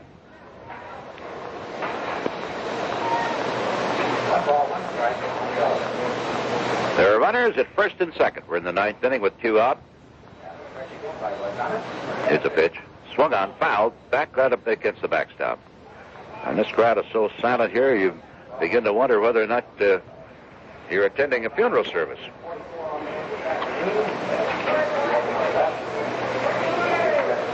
Of course, it's 18-9. A lot of them are Seattle fans, and they really don't have all that much to cheer about. There's a Dodger fan. Thought they were down in Florida. Here's the pitch. Goes after the fastball. Got it off the end of the bat and fouled it back up out of play. I got a hunch, Lewis, at this ballpark along about the middle of July, when it gets a little warmish out here, those seats could be just a little bit hot, couldn't they? Won't be too many in the stands. They play mostly at night under these fine lights. Yeah. One of the problems the Phoenix Giants have, even though they've had some good teams, was after that next pitch, it's high, and he hits a foul ball. It's going to be back into the seats over near the Cub dugout. One of the problems they have is in that real heat of the midsummer here, even at night, where they play all of their ball games over at the Phoenix Park at Dandy. It still is too high. John Michelson, our engineer, like most engineers, is the kind that you really can't rely on. He says, "Oh, no, it's never too hot." Yeah, he's working for the Chamber of Commerce. Now the pitch. And a fly ball going out to the left fielder. He's coming in for Tommy Smith is under it. Makes the catch in shallow left. Kelleher is retired, and the Cubbies in the ninth inning come up with 1 run. A couple of hits in the inning, a walk and an error, and they leave 2 men on. And we are now going into the bottom of the ninth. Here at Tempe, Arizona, it is the Cubs 18, Seattle 9. The first pitch in the bottom of the ninth is a ball, low and inside. Left-handed hitter, Danny Myers, swings and misses. Ball 1, strike 1 on him. Buzzy Bavasi, top man of the San Diego Padres, right under Ray Kroc, the chairman of the board of the ball club, is here taking in the game again today. There's a strike. Ball 1, strike 2. You know, you can charge your tickets on MasterCharge or Bank AmeriCard for Cub games this year. First time ever. Here's the pitch. Jimmy Todd fires one, and it's tapped foul over by the Cub dugout. Thursday, April 7th is the opener. Then Cubs and the Mets are scheduled to play again on Saturday, the 9th of April, and Sunday, the 10th of April, with the 10th being Ladies' Bonnet Day. Swing on an inside delivery, pulled foul down the third base side, or first base side. But tickets go on sale, of course, at the ballpark the morning of each game, and advance sales now at the box office. And remember, you can charge it if you have MasterCharge or Bank AmeriCard. The number to call for tickets at Wrigley Field is 281-5050. Give them a call, Bundy, huh? Here's the windup, 1-2 delivery, swung on, a shot down the first base side. It is inside the line, going down into the corner. And here's the runner, Danny Meyer, rounding second. He is going to go into third, and there'll be no play on him, a stand-up triple. A blistering shot right past the colorful first base umpire, Big Ron Luciano. Well, he's having himself quite a day. 2 singles, a double, and a triple. Couple of runs batted in, 2 runs scored with a chance to make it 3. Danny Meyer, who started today hitting .267 in spring training, has put umpteen points on his batting average. He started the day with 4 hits. This spring, he now has 8. And he's 4 for 5.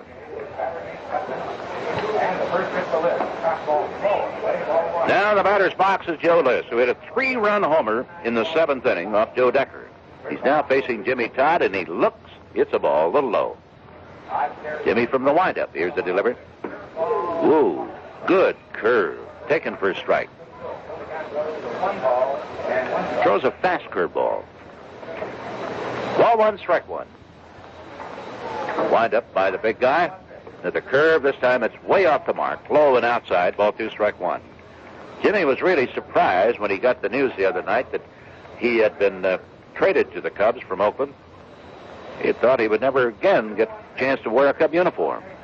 There's a swing and a high foul. It's back out of play. Changed speeds on that curve a little bit. He was sent to Oakland a couple of years ago for Champ Summers. Now back with the Cubbies.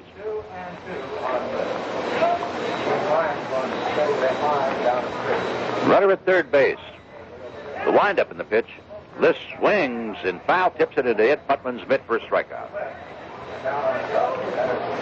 1 away here in the 9th. Well, we have had 33 hits in this game. 20 by the Cubbies. I have 13, yeah, or 13 by them. Bavacqua has one of them, a triple. He's stepping in now. He's been on twice on errors, too, and scored a run. Batted in one.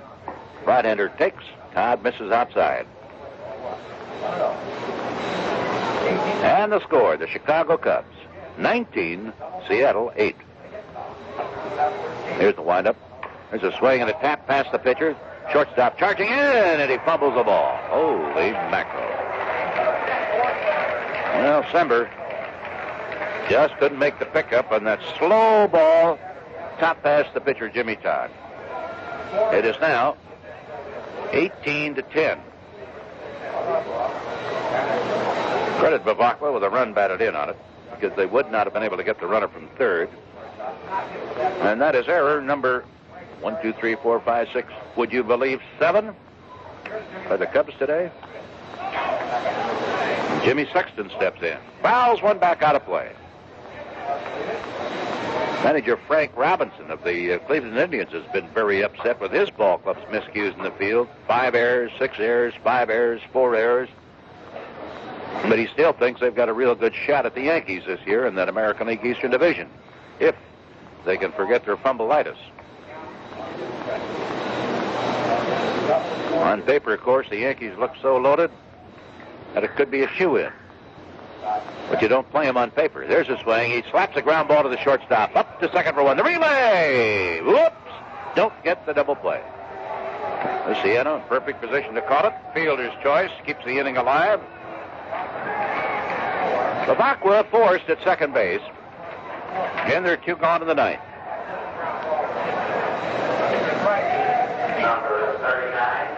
Seattle has been charged with 3 errors today, so we've had a total of 10 in the ballgame.